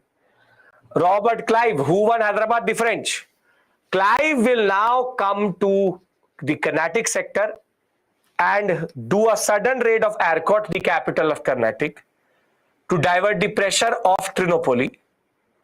Chand Sahib will be forced to return to Arcot. Trinopoli siege will be a combined army of Mysore, Tanjore, Marathas and Robert Clive, which I will discuss with you. The fact that everybody was against at this point of time the French. And Chand Sahib will be executed and captured in the island of Srirangam. And Muhammad Ali will be installed as the Nawab of Carnatic. The English have now turned the tide in Carnatic sector, and thereafter the French will be defeated in what we call as the Hyderabad sector also. The French will not be happy with Dupleix. He will be called back, and Godehu will be appointed as Governor General of India for the French in India. His name and his actions are very well Godehu, and he will be able to then negotiate a treaty called the Treaty of Pondicherry.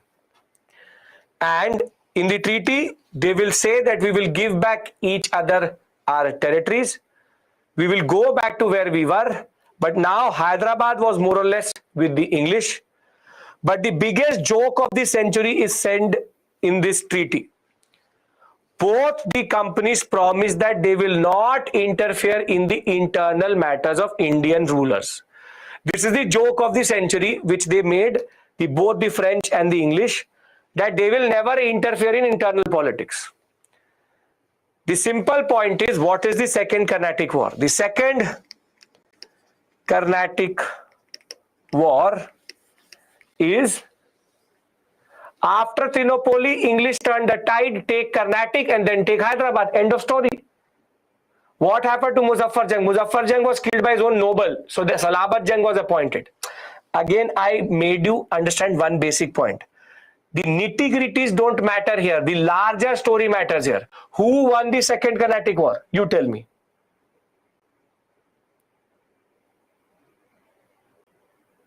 The English. They won it by turning the tide at Arcot. Now, how did they do it? Where did they do it? Doesn't really matter to us. They take the Arcot sector, they take Carnatic, they push into Hyderabad and take Hyderabad. End of story. I'm giving you a flow chart. You look at it, right? See, you have Hyderabad and Carnatic, wars of succession. War of succession. Anwaruddin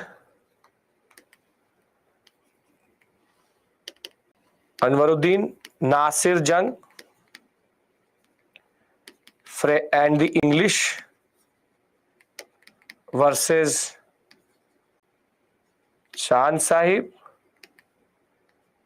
Muzaffar Jang and French. Simplest point. The French win the first round of wars. Anwaruddin dead. Muhammad Ali son in Trichinopoli. Now French go for capturing Trichinopoli. Muzaffar Jang kills Nasir Jang.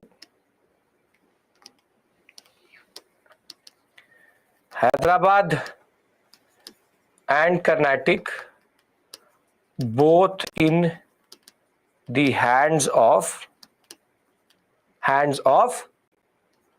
the French. Now is the tide turning. Tide turns when English go for a quick, what is called conquest, a quick war or conquest of Arcot. Chand Sahib killed. Carnatic regained back.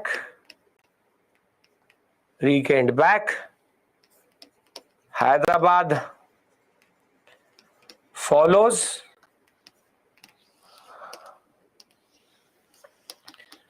Duplex called back and Treaty of Pondicherry. Can you remember this basic flowchart? Can you?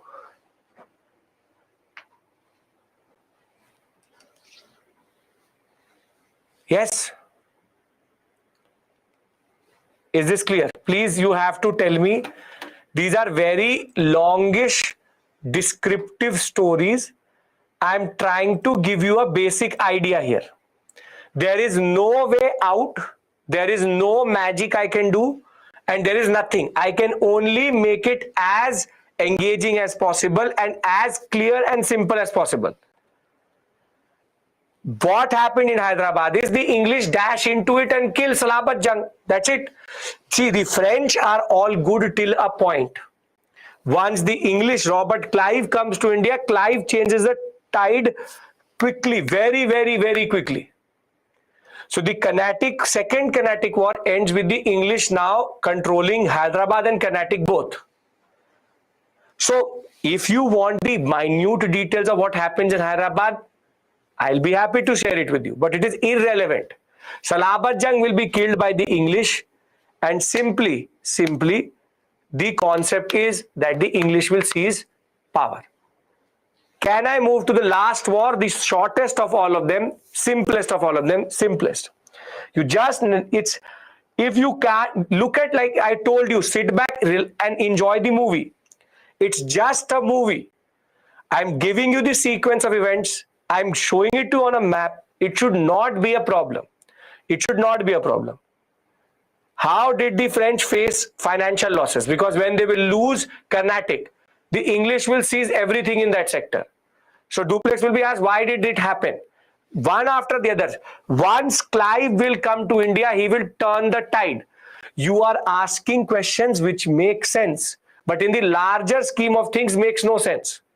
Simple point is, French will lose to the English very quickly, and that is the problem with the French. The French are not able to respond quickly. This is the problem. The French do not respond quickly as the English. Why?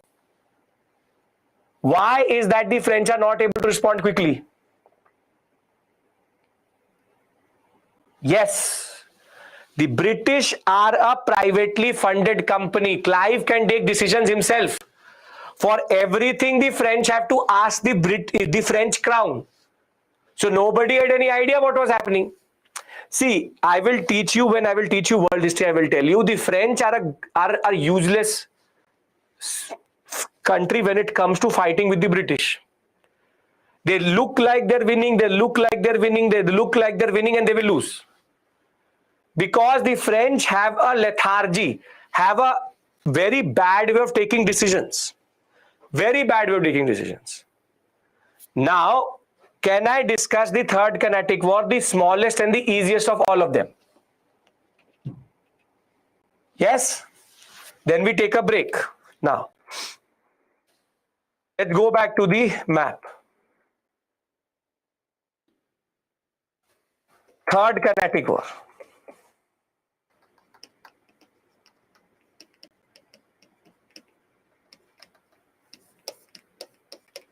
You will find these two dates, both of them written.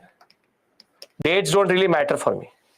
They're only good to write one thing, which is constitutions. That's it. The French know how to write constitutions. That's it. Okay. That too don't know how to implement them, only write constitutions. We'll discuss that in world history, French Revolution. Now, the Third Carnatic War context is again back in Europe. Which is called the Austrian War of Succession in 1756-63 period. Maria Theresa will die. And now again the question of who will come to power in Austria comes to the question, and again the British and the French will come to odds with each other, and they will fight a war. That war will go on for how many years? 7, and that is why it is called the 7 Years' War. Very simply named 7 Years' War. 7 Years' War is an extension of the Austrian War of Succession. I'll give you a question and you will realize that what really matters in this story. I'll give you a mains question and then you will realize what type of question can come. So now 7 Years' War is again happening. So the context of the third kinetic war has led to the what we call as the 7 years war. And because it is the 7 years war which has become problematic, it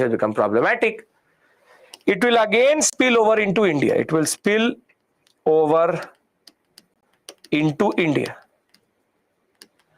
And this time again, you will have Pondicherry and Madras in picture. But there will also be another sector here, which is called Vizinga,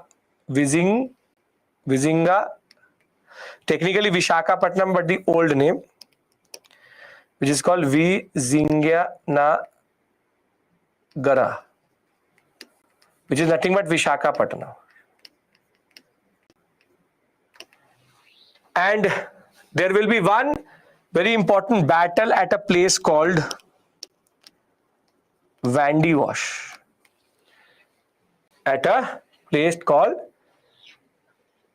Vandivash. Again, here the first aggressor is the French. The French will move and capture Madras and the Vishakhapatnam sector. French will capture.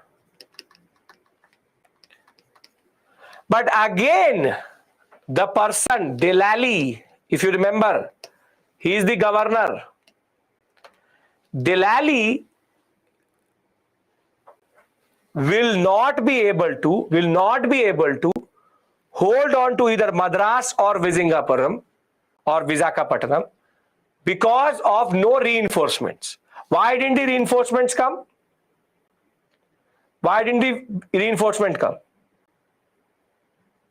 Sachin, I'll talk about that. Again, sleeping. Acha, we are fighting in India. Okay, we need to do something. They don't care only. And now the English will get up, the mighty English in that sense, will recapture Madras, recapture Vishakhapatnam, and the French and the English will meet in what is called the Battle of Vandivash. And the French will be fully defeated. French will be fully defeated. I will give you a break once this is over. I can't break the flow. It's already too many names. Will be fully defeated. And it is believed that after the Battle of Vandivash, the French cease to be a threat in this coast. And the English will be able to first humiliate Delali, then humiliate the French, and basically win over this sector. This war will end when the 7 years war will end in Europe, which is called the Peace of Paris or the Treaty of Paris. And at the Treaty of Paris, the French will be pity. They will be given they'll say, take Pondicherry, no issue. Take Pondicherry, enjoy. But you will not now challenge me. So the English, out of pity, out of humiliating the French, will say, take Pondicherry. But after this, you will not dominate or try to dominate this area. So the Third Carnatic War is just the French showing a lot of aggression, then getting humiliated by the English. Does this make sense? Because then I bring all of these together and basically that the Carnatic sector is over. So what is the Third Carnatic War? The Third Carnatic War, very simply, is linked to the 7 years war, which is again happening in Europe. Austria and France versus Great Britain and Prussia. Again, both Britain and France are on opposite sides itself. It's an extension of the Austrian War of Succession. War of Succession. And very simply, Arthur Delali will go and take St. David Fort and what is called Vishakhapatnam in 1758. Delali will not get any naval support when he will be holding on to Madras. The English will become very offensive and inflict heavy losses to the French at Mauchlypatnam. And this in turn will be followed by what is called the Battle of Vandy Wash. And the English general de Coote will totally defeat the French under Delali. Pondicherry will be gallantly defended by Delali. However, he would have to give it up by 1761, and he will be taken as a prisoner of war to London. This battle is seen as the turning point of French and Anglo-French rivalry in India, because after this, the French will cease to be anything or of any use to the whole story. Delali's mistake, one after the other, was that he had removed any influence which was there in Hyderabad. The English were very quick to take over Hyderabad after the Second Carnatic War. French had lost all influence in the Deccan sector. Delali is also not a good general because he used to humiliate his subordinates. So they were already demoralized before fighting with the English. And basically the French army will now act like the French, which is technically be useless in front of the English. And in the end, it will end with the Treaty of Paris. French possessions will be made protectorate states, that basically only the French can protect them, not expand. Pondicherry will be returned in pity. No fortifications will be allowed, no standing army. And this sealed the French ambition in India. The French will cease to be a threat to the English in this whole sector. And that is the basic story here. That the what is called the Anglo-French rivalry or the Carnatic Wars are very, very important because they seal the fate of that rivalry. English have finally been able to show their mettle and comprehensively defeat the French. Why did the French be defeated? French State Company, directors the directors were appointed by the Crown, lethargy and bureaucratic control. English East India Company is a private entity. They were very quick to respond to any situation. And the French itself did not understand what was really happening. They did not understand what was actually happening. And in the English army was much, much, much powerful than the French generally. So, if you have to summarize it, first, dependence on their governments. French monarchy had put all the money. Fiscal position was very shaky. English, proper invested private company. And second, because it did not have shareholders and the shareholders were more or less not interested, they always took a lot of time to take decisions. Dividends were already guaranteed to everybody by the French. However, the British will always be aggressive because they were answerable to their shareholders. I asked you a very important question. What is the advantage of a private company over a public company? Now, do you understand that question? Why did I ask you? This is the major difference between the French and the English in India. The French will keep on waiting for orders to come and come and come. English will take orders quickly and end the story itself. Simply, before we now take a break and before we go to Bengal itself, these are the three Carnatic Wars. First, second, third. For the examination, remember this. Aix-Ponpa, Aix-la-Chapelle, Pondicherry, Paris. French were victorious in only one. Thereafter, both they are defeated. Years don't matter because I will show you in the end what to do with the years. Simple. Before we talk about conquest of Bengal, the first Carnatic War is a product of the Austrian War of Succession. The Third Carnatic War is an extension of that, which is the 7 Years' War. The Second Carnatic War is about internal politics. Simple is, the French were initially very powerful. The English are able to take it back. Now, can I give you a mains question to demonstrate what type of question will come from this area? And then you tell me, do the names really matter? Okay. Very simple. Very simple.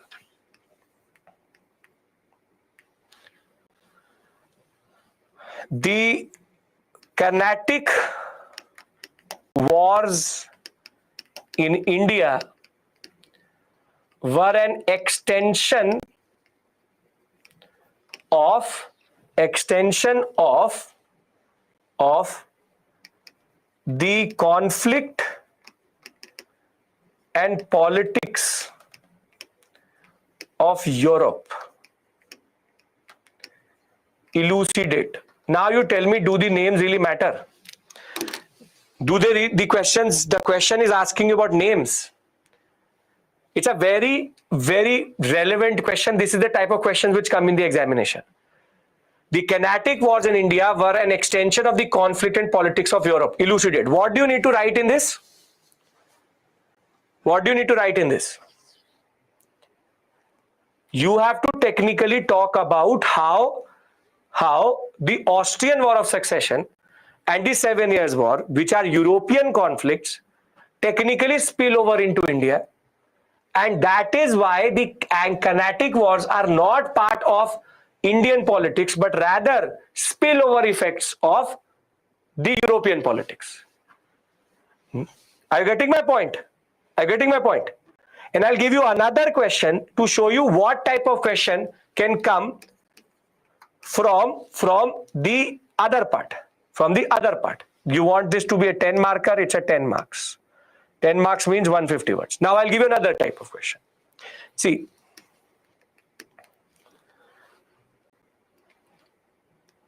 the Second Carnatic War introduced a dangerous tendency in the Indian subcontinent and showed the real intention of the Europeans in India. Comment.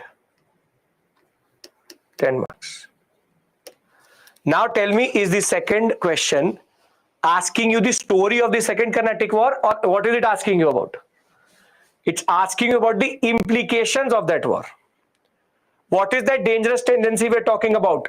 Meddling of the Europeans into Indian politics. And you can easily say that basically divide and rule was the new tendency they were able to use to technically capture and increase their influence. Now, are you able to understand why we are doing what we are doing? And though it is my responsibility and my duty to tell you all the stories in detail, all of them, their significance is important, their understanding is important, their larger implications are important than actually the basic war itself. UPSC will never say, write a short note on the Third Carnatic War. That is not the way UPSC asks questions. UPSC will always ask questions which are conceptual, theoretical, trying to understand that do you understand the politics itself.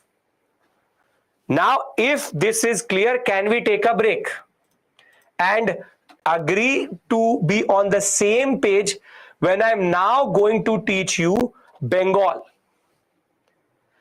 East India Company is not controlled by the government directly. It is controlled by its court of directors. I want everybody. See, this is I told you in history there is this painful part. This and the social religious reform movement, tribal and peasant revolt. Other than that, there is no area like this. I promise you. You have to bear with me in Carnatic, Mysore, Maratha, Bengal. I'm already telling you this and I want your agreement before we take a break. The wars, socio-religious reform, tribal and peasant. These are the three themes which are factual. You promise me that you don't judge modern India by these three themes. Then only I take a break. You need to promise me this, that we don't judge history by these three themes, because this is actually not history. Trust me, and this is a very big request from me. And if you actually will agree with me on this, I will make sure that you never struggle in modern India. Don't judge, don't get bogged down. The British wears us down, don't get bogged down. Once we are out of these themes, land revenue settlements, commercialization, drain of wealth, deindustrialization, you will literally enjoy. Promise, and that is my promise to you. Let's take a break now. We'll be back at 7:30. And once we are back, we talk about Plassey Buxar. Plassey and Buxar, the most important discussion. Plassey and Buxar, right? Thank you. Thank you for your patience and thank you for being understanding.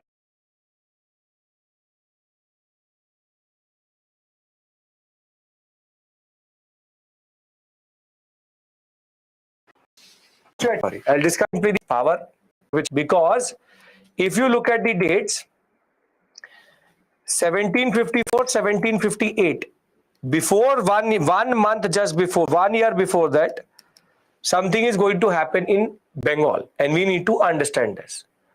Can we basically now go to Bengal? Can we go to Bengal? ADBC, just read the PPT. If it doesn't make sense, email me. We'll figure it out. Don't worry about it. Now, see, Bengal is a very important sector. A very, very important sector.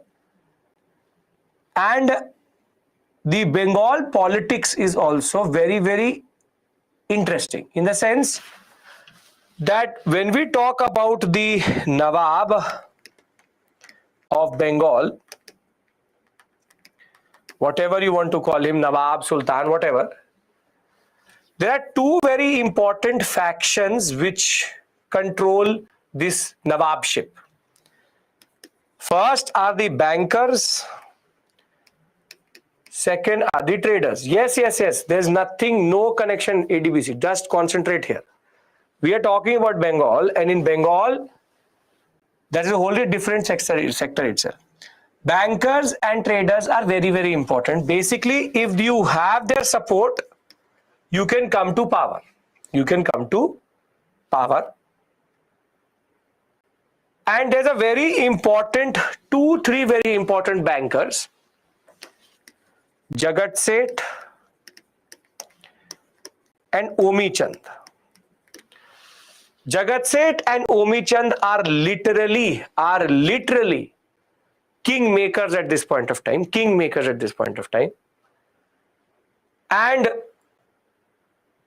there is also internal politics of succession. Same story, internal politics. Ghasiti Begum will discuss all these things. The king, the Senapati wants to be the king. The cook wants to be the king. Everybody wants to be the king. Simple point is, if you ask anybody, what do you want to be? We want to be the Nawab. So the basic problem is that everybody has their own internal understanding, and bankers, meaning the people who fund the government, are very important. So Alivardi Khan had a lot of support of Jagat Seth and Omi Chand. However, when it came to his successor, Siraj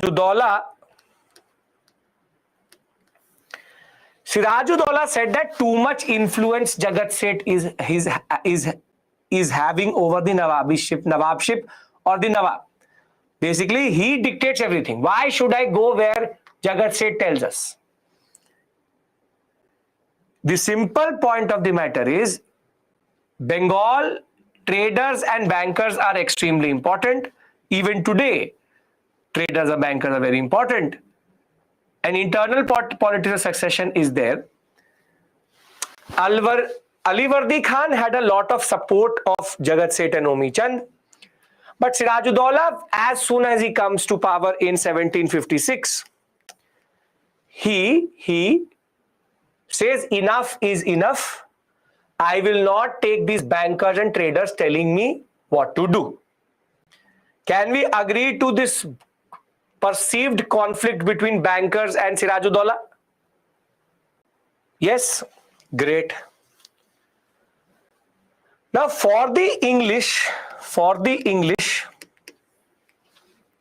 Bengal is 80% of all trade. Of all trade happens from Bengal. And much like the southern sector, the Carnatic sector, in Bengal we have the French and the English both. The English are concentrated in what we call as Calcutta. 3 villages together, Govindpur, Calicut, coming together to what is called Calcutta. And the French are in a place called Chandranagar. They are also in what is called the Kasim Bazar area. Basic point is, if this is Bengal, and you have the Hooghly or the Ganga rather going through, on both sides of the Hooghly, you have settlements.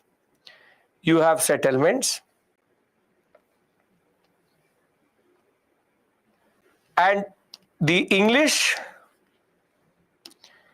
and the French exist vis-a-vis each other. The English enjoy the 1651 Farman and the 1717 Farman and trade only for 300 rupees per annum. They're able to trade for free internally. Any issues in the 2 stories I told you, which is Bengal technically controlled by the Sirajuddaula, and Sirajuddaula is not having good relationship with the bankers, and English and French both are present in Bengal, and basically the English French are in front of each other. So this is Bengal. Both are present, and Sirajuddaula technically does not have a good relationship with bankers. Scene set. Can I talk about the story now?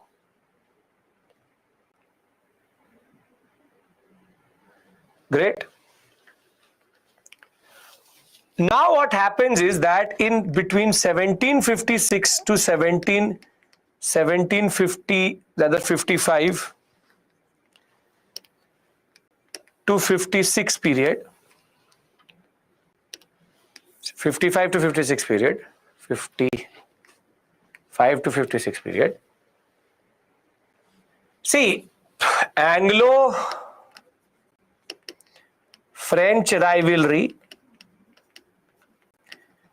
comes to Bengal.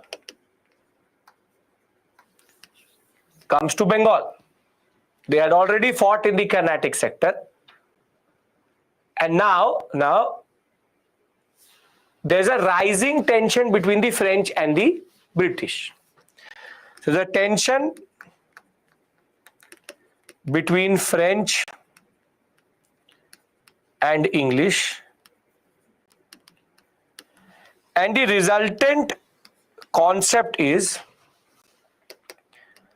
both start to fortify, which is make walls and install weapons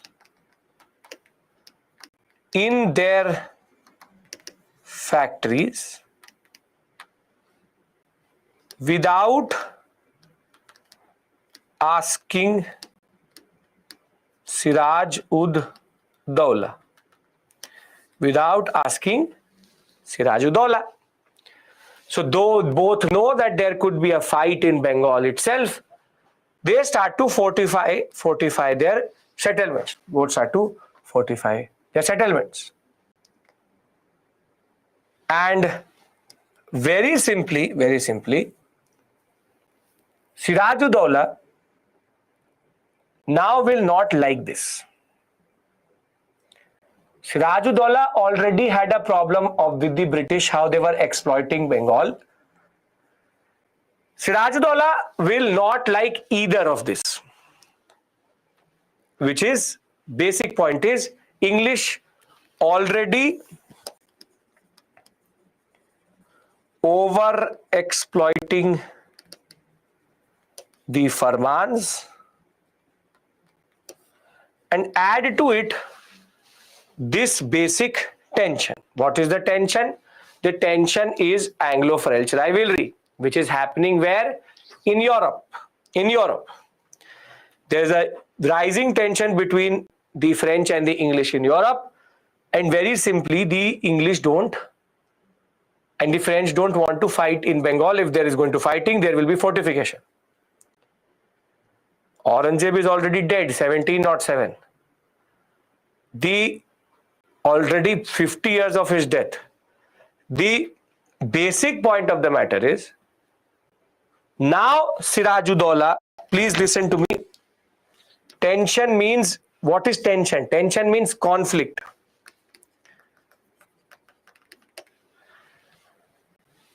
The resultant concept is very simple, is that Siraj-ud-Dawla will ask both to stop their fortification. Any issues till this point? Siraj-ud-Dawla has asked both English and the French to stop their fortification. They were doing it without the permission of Siraj-ud-Dawla. Now the French will stop fortifications, but fortification means making walls and installing guns. The English will not obey or stop their fortifications. And this is going to lead to a very important moment, which is called the Black Hole Incident. Tragedy. I will not call it tragedy. Anything happening to the British is not a tragedy for us. Very good, they deserve it. Now, the Black Hole incident is very simple. This is Fort William,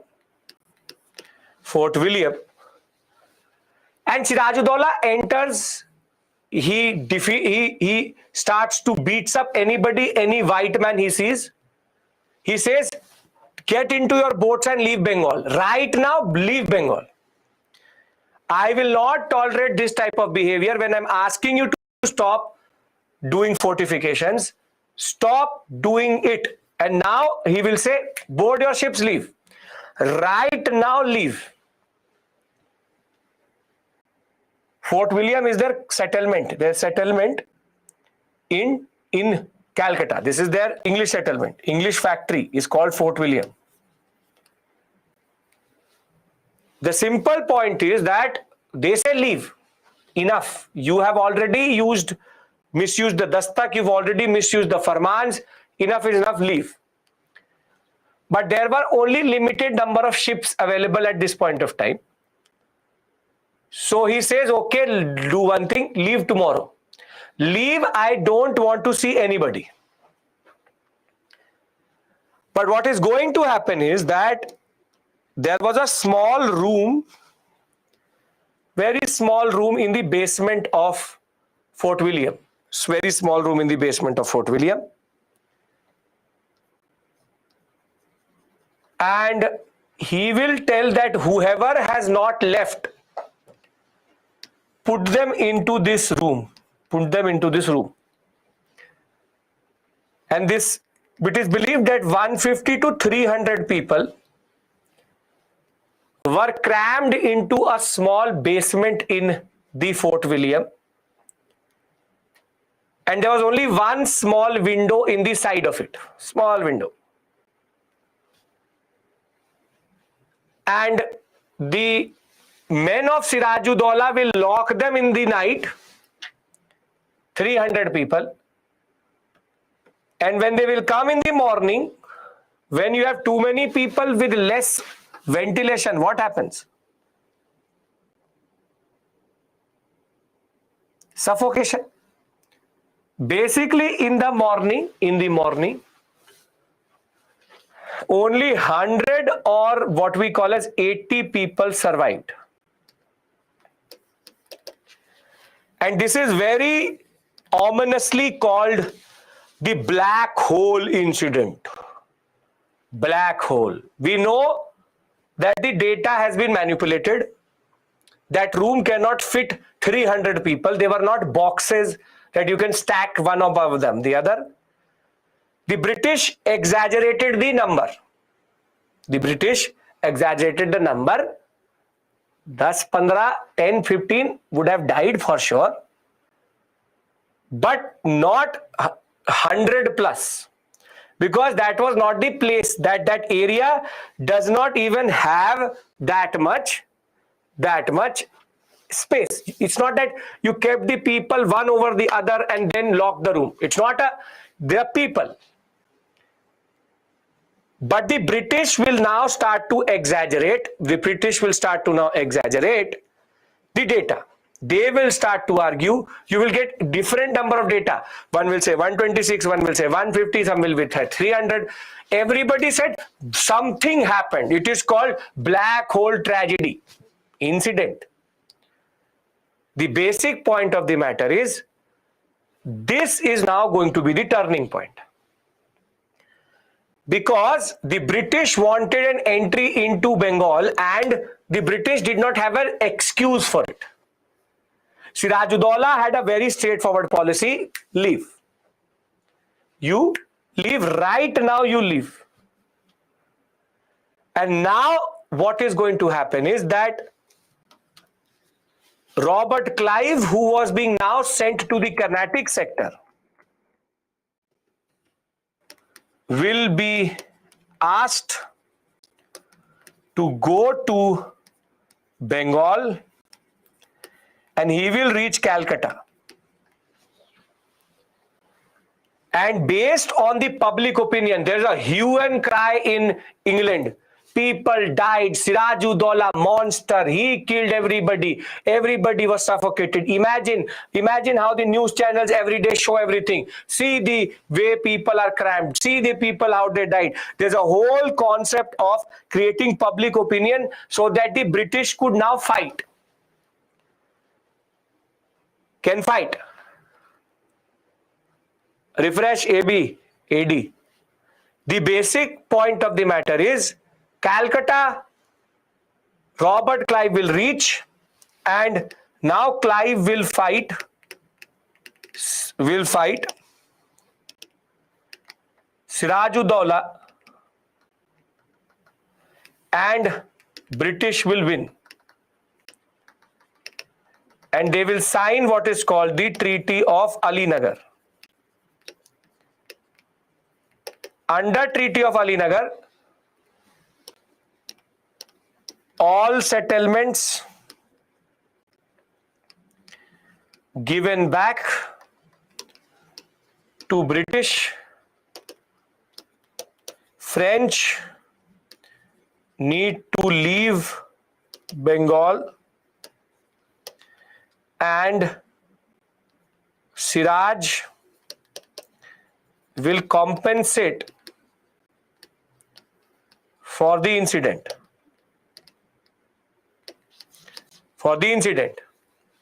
So now the British are showing their true colors.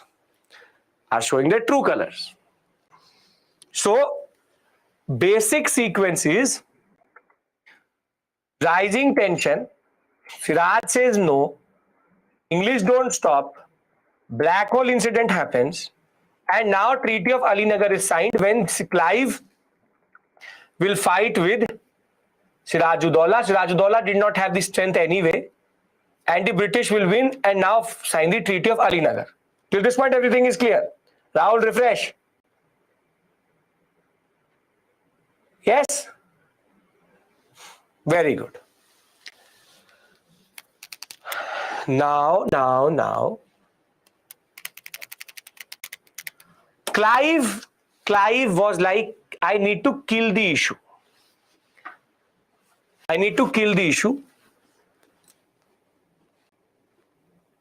But very ominously, Treaty of Alinagar is nothing but the treaty signed between Sirajuddaula and Clive. After Clive won, everything given back, French need to go, and you compensate for the people who died. But now, Sirajuddaula was not liked by these bankers. And the bankers loved the English because the English used to take money from them. Traders, bankers, all loved the English. They believed that the English can give them more wealth. Now listen to me very clearly, very, very clearly. Alinagar. Everything is in the PPT, don't worry. Black hole incident, he captures people, keeps them in a dungeon, they die, that becomes moral justification to fight with Sirajuddaula. Now, Jagat Seth and Omi Chand say that why do we need Sirajuddaula? Why do we need Sirajuddaula? Basically, he is only hurting us and he's hurting, these are Indians. They're hurting us and they're hurting British interest. So now Clive was looking for a solution. He knew that Sirajuddaula next day or next month or next year will again regroup and he will come for the English. So now Robert Clive starts to look around in Bengal to find a solution.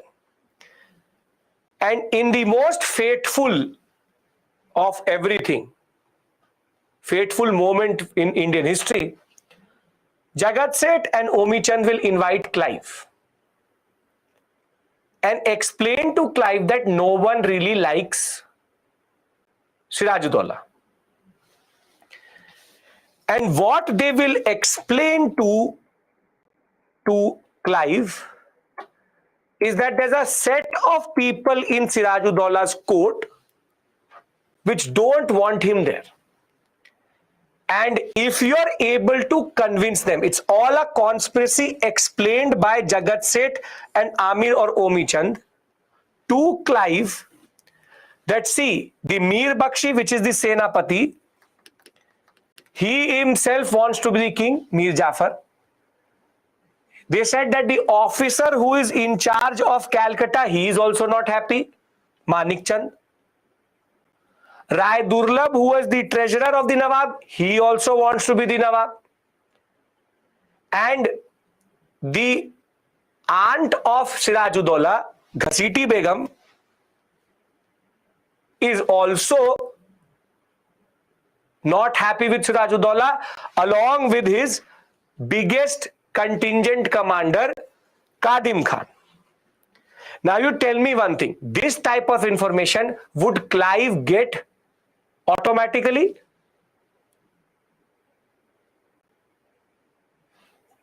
No.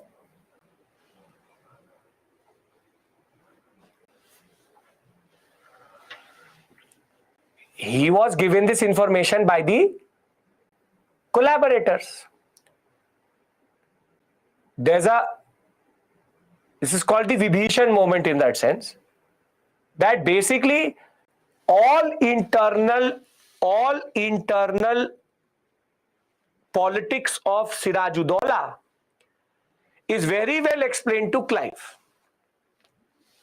Clive now understands that if I play Ghasiti with Kadim Khan, with Rai Durlab, with Mir Jafar, all of them want power. And Jagat Seth said that if you play them well, they will be ready to betray Sirajuddaula. And now Robert Clive goes into an understanding with all of them. And the understanding was, I will provoke Sirajuddaula for a war. Kadim Khan, don't fight. Mir Jafar, don't fight. And once you enter the battlefield, just retreat. And basically, out of his four generals, Kadim Khan, Mir Jafar, Mir Majan, I'll tell you that, Mir Madan and Mohanlal. These are the four basic. Mir Madan, Mohanlal, Kadim Khan and Mir Jafar. Only two will fight. And this battle is faithfully called the Battle of Plassey. At Plassey, Sirajuddaula was not defeated. He was betrayed. There was no battle. Basically, his own men left him to die, and the son of Mir Jafar is the one who goes and kills Sirajuddaula. If this story doesn't make you really angry and make you really understand what is happening here, I'll repeat it for you. Battle of Plassey is not a battle. It is the internal politics of Jagat Seth, Omi Chand, Manik Chand, Rai Durlab, Ghasiti Begum, Kadim Khan and Mir Jafar to basically give Clive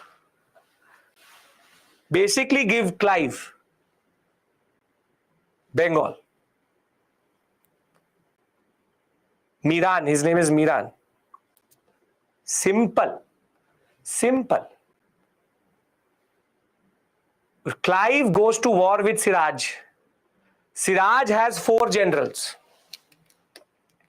Mir Madan, Kadim Khan, Mir Jafar, and Mohanlal. If you add all of them, you get the Bengal army. Simple point is, Mohanlal and Mir Madan will fight. But the biggest contingent won't. Clive was handed Bengal on a platter, literal platter.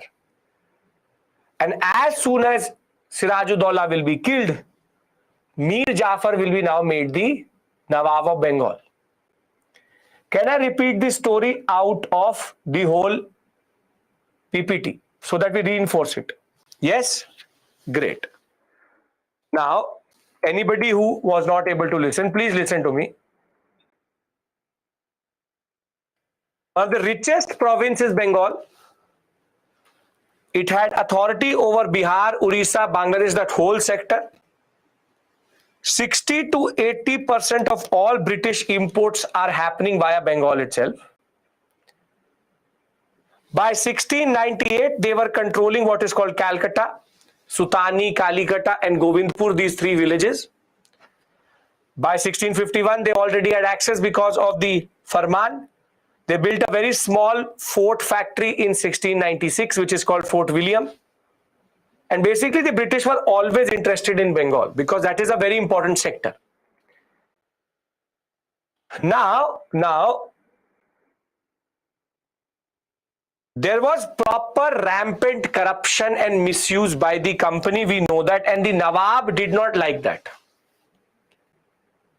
And when Sirajuddaula will come to power, he will not like the fact that the British are playing Bengal. And this suspicion was starting to rise, and Murshid Quli Khan was also very suspicious of this story. However, when the British and the French will start improving their fortifications in anticipation of another war, First Carnatic War had already happened, the Sirajuddaula will say, don't, stop. Without the permission, you can't do it. The French will agree, but the English won't. And when the British refuse to cease their constructions, the Nawab will reach Calcutta with 3,000 men, and he will take everybody in the factory and in the fort prisoner at Qasim Bazar. And this will be the turning point of the story, because this in turn will lead to what is called the Black Hole incident. Fort William had been surrendered, but with people suffocating because of his officers putting them in a small dungeon, a basement, now rises the conspiracy that we need to take Bengal. The British started to show their own people as heroes against the Nawab, who is a monster. Now there was a justification to fight with the Bengali army or with the Nawab itself.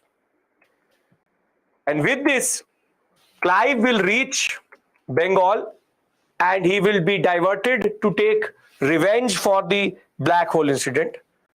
In February of 1757, he will come there with a very strong navy and he will defeat Sirajuddaula, and they will sign what is called the Treaty of Alinagar.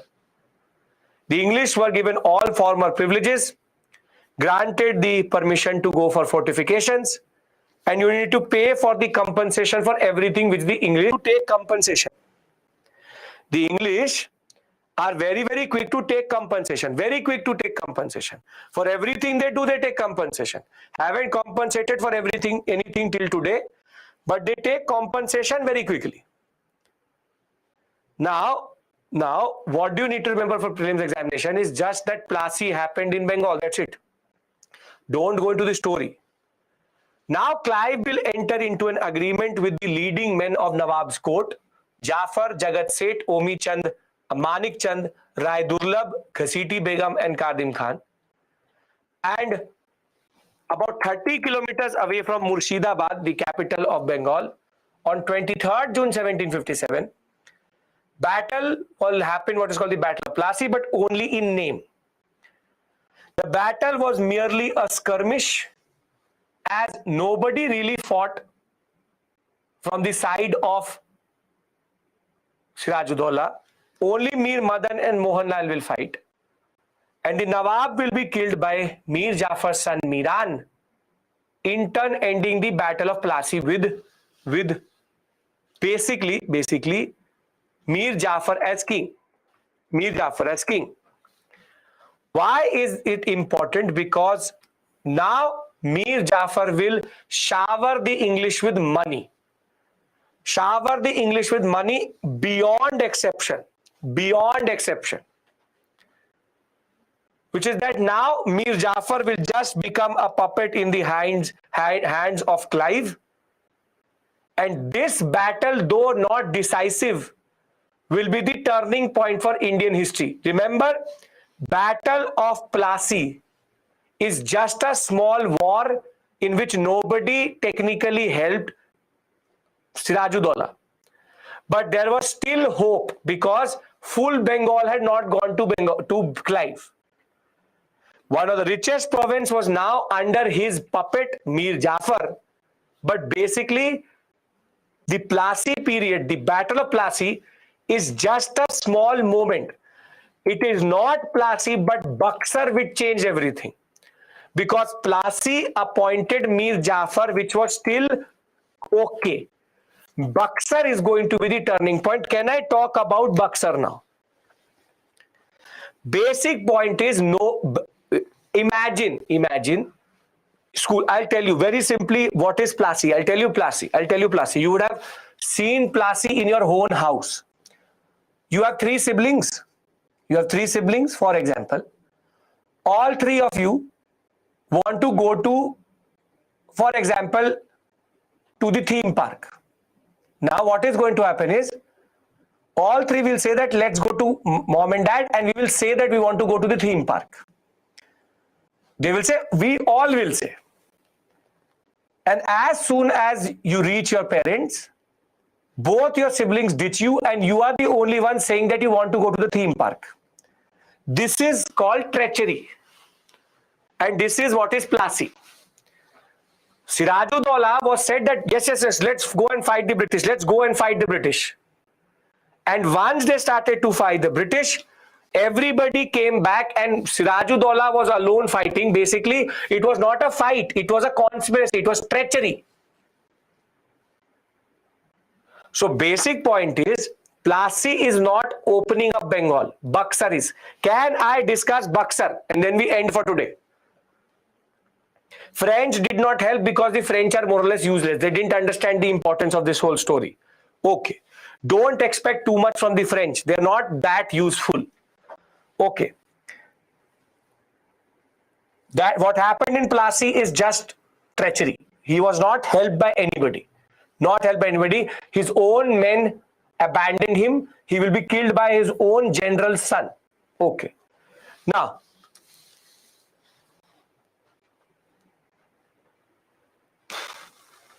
Mir Jafar has come to power.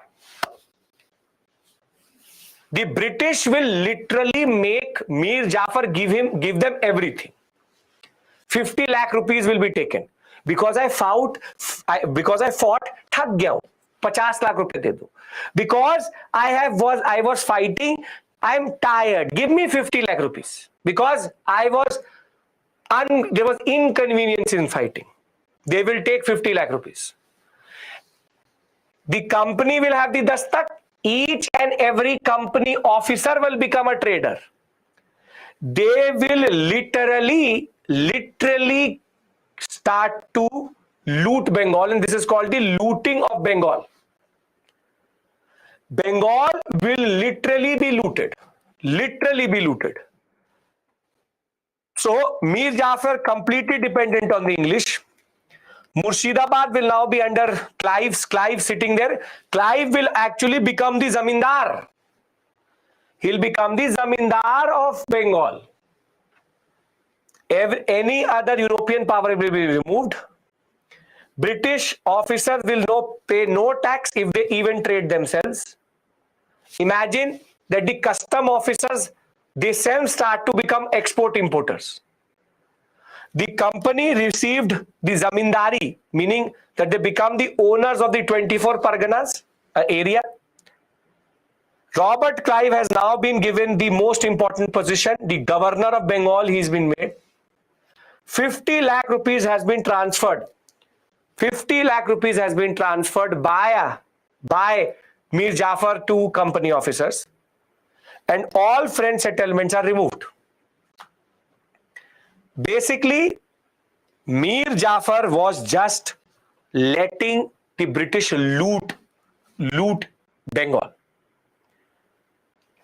Personal trade was allowed. Local traders were not able to compete. Dastaks sold to anybody and everybody. And the first dastak, tell me, who will receive the first dastak? The first concession? You tell me. First governor of Bengal, Clive, yes. Tell me, who is that person who did all of this? Clive so is the person who gives the dastak. Whose idea was this? It was not Robert Clive's. It was not Farooq Siyar. It is not Mir Qasim. You know the answer. Very good, Shamil. Jagat Seth. Both Jagat Seth and Omi Chand will technically get duty-free friendly local passes. Gifts will be accepted. The Nawab will literally go bankrupt. The Nawab will literally go bankrupt. Bengal was looted like it was the personal property of Robert Clive. Clive, from a general, became a millionaire. From a general, became a millionaire. Millionaire, literal millionaire. And the simple point is that now Mir Jafar will start to feel, what am I doing? What am I doing? I'm literally selling Bengal.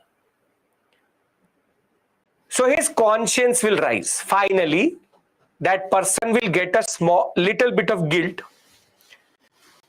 And in 1759, he will approach another power which was there in India other than the French. Whom?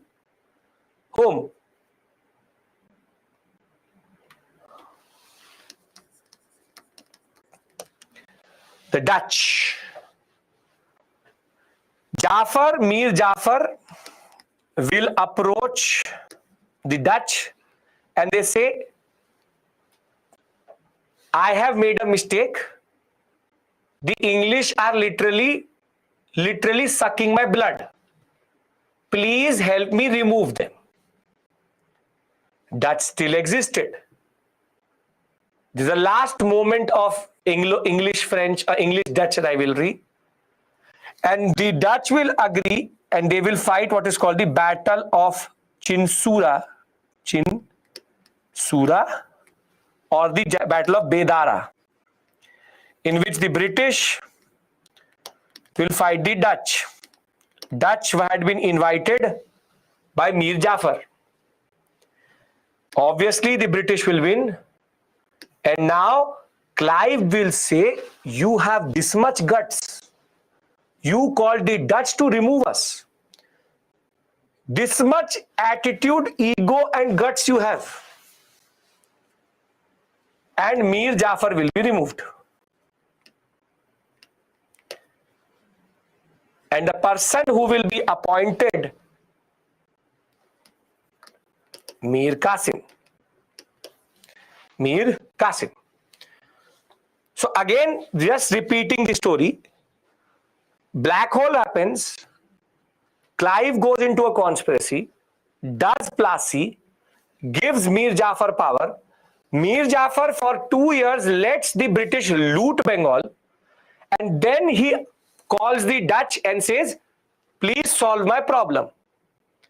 And the Dutch, like the Dutch they are, get defeated to the English. English say, what? And remove Mir Jafar and appoint another person called Mir Qasim. Everybody is following me till this story? If you remember it like this, you will always remember it. Right? Okay. Why English always win? Because the English are smart. Too smart. Extremely smart. Now, Mir Qasim already knew that the British will sell me. So though Mir Qasim is appointed, another 1 crore is transferred to the British because he was made into the Nawab. So he transferred another amount, 50 to 60 lakh rupees. At that point of time, 50, 60 lakh silver coins. And Mir Qasim knew that if I'm not going to do something quickly, I will be sold like Mir Jafar. So now he will do 2 very important things. First, he will shift the capital to Munger.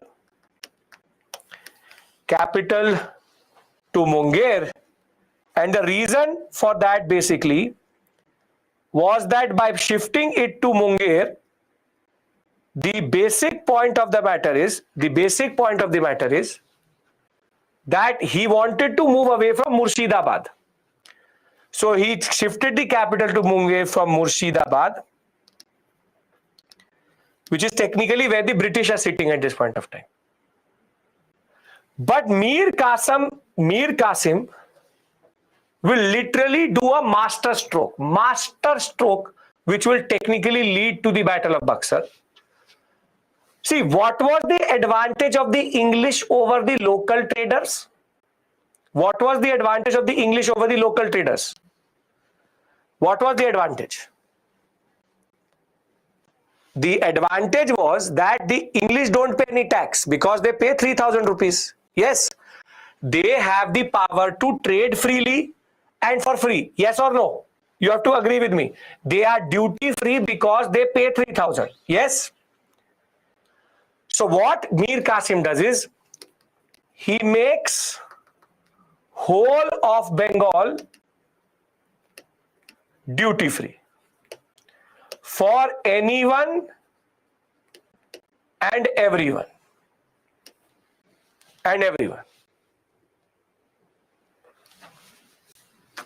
Huge farman. And the British will not like it one bit. The British will, technically the farman has been undercut. There is no point of the dastak, there is no point of the pass, there is no point of the farman because everybody is now a Britisher. The British will say, how dare you? And Mir Qasim will very quickly realize that he will not be able to fight the British alone and he will flee to Awadh. And our second hero of the story comes to picture, Shuja'ud-Dawla. Mir Jafar will be again appointed back as Bengal Nawab because somehow there was no other useless person to use. And now Shuja'ud-Dawla and Mir Qasim will say that we can't fight the British alone. And they will go to Shah Alam II sitting in Delhi. And this tripartite or triple alliance will now fight the British at Buxar in 1764. And as soon as the British under Thomas Munro will reach, the British will break through. They will literally bomb the army, and Mir Qasim will run away, and Shuja'ud-Dawla and Shah Alam II will surrender. And once they will surrender, the Battle of Buxar will lead to what is called the Treaty of Allahabad. And in this Treaty of Allahabad, the British were made the Diwan of Bengal, Bihar, and Orissa, in which what we call the 1765 grant of Diwani rights, which is revenue collection rights. And now the British transform from a small company. The East India Company now is a territorial power in India. Therefore, now the British will literally control this whole sector of India, and they will have the right to collect taxes. They will have the right to collect taxes in this sector for nothing at all. Is this clear till this point, everyone? I will read everything out to you. Is this making sense? Now, the British were smart. The There are two offices. There are two offices in the Bengal administration. There are two offices in the Bengal administration. What are the two offices? Two offices. What are the two offices? I will read everything out to you. What are the two offices? Diwan and Nazim. The British said, we don't want Nazim's power. We only want Diwani. Why do they want only Diwani and not Nazim's power? You tell me. Why do they want the power of the IRS but they don't want the power of the IAS? Because they don't care about administration. They only care about revenue. Who will take the 10, sir? So they will literally start to loot Bengal, literally squeeze Bengal. And when it will come to why is it happening? Because the Nazim is useless. He doesn't know how to do administration. Clive knew where to stop. Clive knew if I take Nazim's power, the people will think that the British are ruling. No, Nawab is ruling, only a new Jamindar has come to town. So he wanted the butter, but he did not want to make the butter. So this is why Buxar is considered the turning point of Indian history.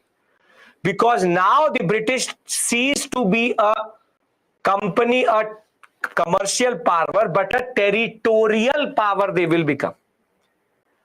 Are you getting the significance and importance? Then I read everything out to you, but I hope you understand the importance of this story. Is this making sense, everyone? Is this making sense? It is? Great. So let's read it out. And then we break for today. So simply, Mir Jafar has become bankrupt. He will now become more and more irritated with the British and Clive. Enter into a conspiracy with the Dutch. Dutch will now try to fight the British at Chinsura or Bedara and will be defeated in 1759. Mir Jafar will be removed and Mir Qasim will be appointed. And very simply, Mir Qasim will again give a lot of power to the British by giving them the Zamindari of Burdwan, Midnapur and Chittagong. Thereafter, they will also take half of the share in limestone trade. What is Chuna trade? Literally, British were literally taking half of the Chuna, but they were making the Chuna, or Indians were getting Chuna-fied. Pay off the outstanding dues of the company. Pay a sum of 5 lakh towards financing the companies of the efforts in the southern sector. And Mir Qasim was now made like a baby, like your enemy is my enemy, your friend is my friend. But Mir Qasim understood that basically the edge which the British had in the Carnatic Wars was that the money from Bengal was being pushed into Carnatic. So in the third Carnatic War, the British will win very quickly because they had Bengal. Now Mir Qasim will start to become frustrated. Qasim will now shift the capital from Murshidabad to Munger. He will change the bureaucracy also, and he will try to modernize the army. But because he knew that the power of the British was the misuse of the Dastak, he tried to first plead to the British, don't do it, please. But the British did not say. Ultimately, he abolished all inland duties to bring Indian merchants at the same footing with the English. And this is going to infuriate the British itself. And in turn, hostilities will develop between Qasim and the British in 1763. Nawab will be defeated in a series of battles. He will flee to Awadh. At Awadh, he will form a triple alliance with Sujaud-Dawla and Shah Alam II. They will now, basically, the Allied strength outnumbered. They had a bigger army than the British. But now the British army will meet at Buxar on 22nd October 1764. Mir Qasim will be defeated by the British. Qasim will abscond, flee, and Sujaudollah and Shah Alam II will surrender to the British army. What they will fight and basically do is, what the consequence of this is, and this is very, very important for you, is that the Treaty of Allahabad was signed in 1765, and the basic point was Midnapur, Bodwan was fully transferred to the English. English were now given permission to trade duty-free. Mir Jafar was brought back, but on harsher terms. The British will now get a payment for whatever they've done for Mir Jafar. And the most important, they will start to play with the appointments in Bengal itself. But the most important is that the Sujaudollah will give the following things. He will give Allahabad and Kara to Shah Alam II. The British will say to Shah Alam II, why so sad? Why so sad? We'll get you something. So they say, Sujaudollah, give Allahabad and Kara to Shah Alam II. Let him live. Clive knew that he cannot remove the emperor right now. So he's now bringing him and he's pampering him. 50 lakh rupees war indemnity, because if the British are going to fight, they will take money. Maintain English forces. Shah Alam was now a pensioner. A company now made the emperor a pensioner. Pension was given to Shah Alam II. But the most important moment is this. Grant of Diwani, Bengal, Bihar, Orissa. But I told you that the British did not take Nazim's power. Yes or no? Tell me. I told you that they took Nazim's power. Yes? But the British said, no, we don't want. 53 lakhs rupees you give me. You take Nizamat, you take Nazim's power, but you give me 53 lakh rupees. I will take Diwani, don't want Nazim's power, but you pay 53 lakh rupees. You look at the greed of the English. They are foregoing it because they don't want it. But वो एहसान कर रहे, they're doing a favor. No, we don't want it. Not all this. You give me, we want Diwani. Perfect. But 53 lakh rupees is enough for all the inconvenience caused to us. The basic point is, Clive will now be the first governor of Bengal. He will also become the deputy Subedar in a way. The simplest of simplest points is, now the British control this whole sector. But the most important point is that the British will now technically dominate the eastern sector. The seeds of British imperialism and colonialism have now been flowered, and now their whole effort from 1613 has now finally given them sovereignty over Bengal. And while Plassey was just the first stage, Buxar was the real blow to India. And as I said, defense and foreign affairs, the company will keep with itself. It will keep itself with the revenue collection rights. But day-to-day administration, they will leave to a person called Reza Khan. They will say, we don't want power. We only want money. So in the end, before you leave today, first you tell me, did these two stories make sense? Carnatic, subsidiary alliances later. Doctrinal Life Secretary, we'll do that. Did these two stories make sense? It's a descriptive story. It's a long story. I know that. Simply, we've done Carnatic and Bengal. Carnatic sector, it is a spillover effect of Anglo-French rivalry, the Austrian War of Succession, 7 Years' War. But Bengal is a story of treachery. Bengal is a story of treachery. Treachery in the sense that Plassey was only the gate a little bit open. Buxar was the opening of the gate itself. That is why you will see these type of question, that whilst the Battle of Plassey was important, Battle of Buxar sealed the fate of India. Why? Because even after Plassey, there was some chance that the British would be defeated. But Buxar made British the predominant power in Bengal, and now they will start to exploit India, which I will discuss with you with regards to what is called economic policy of the British. But tomorrow when we meet, we will do two very important themes, Marathas and Mysore. Maratha, Mysore, Sikh is what we do tomorrow. Is everything clear? Is everybody with me? Is this making sense? I said after this it is not going to be painful. The pain is still only till here. After this point, no pain. I promise you that. Done, everyone? Sirajuddaula gives land to Shah Alam II because the British tried to show to Shah Alam II that we are your well-wisher. Right?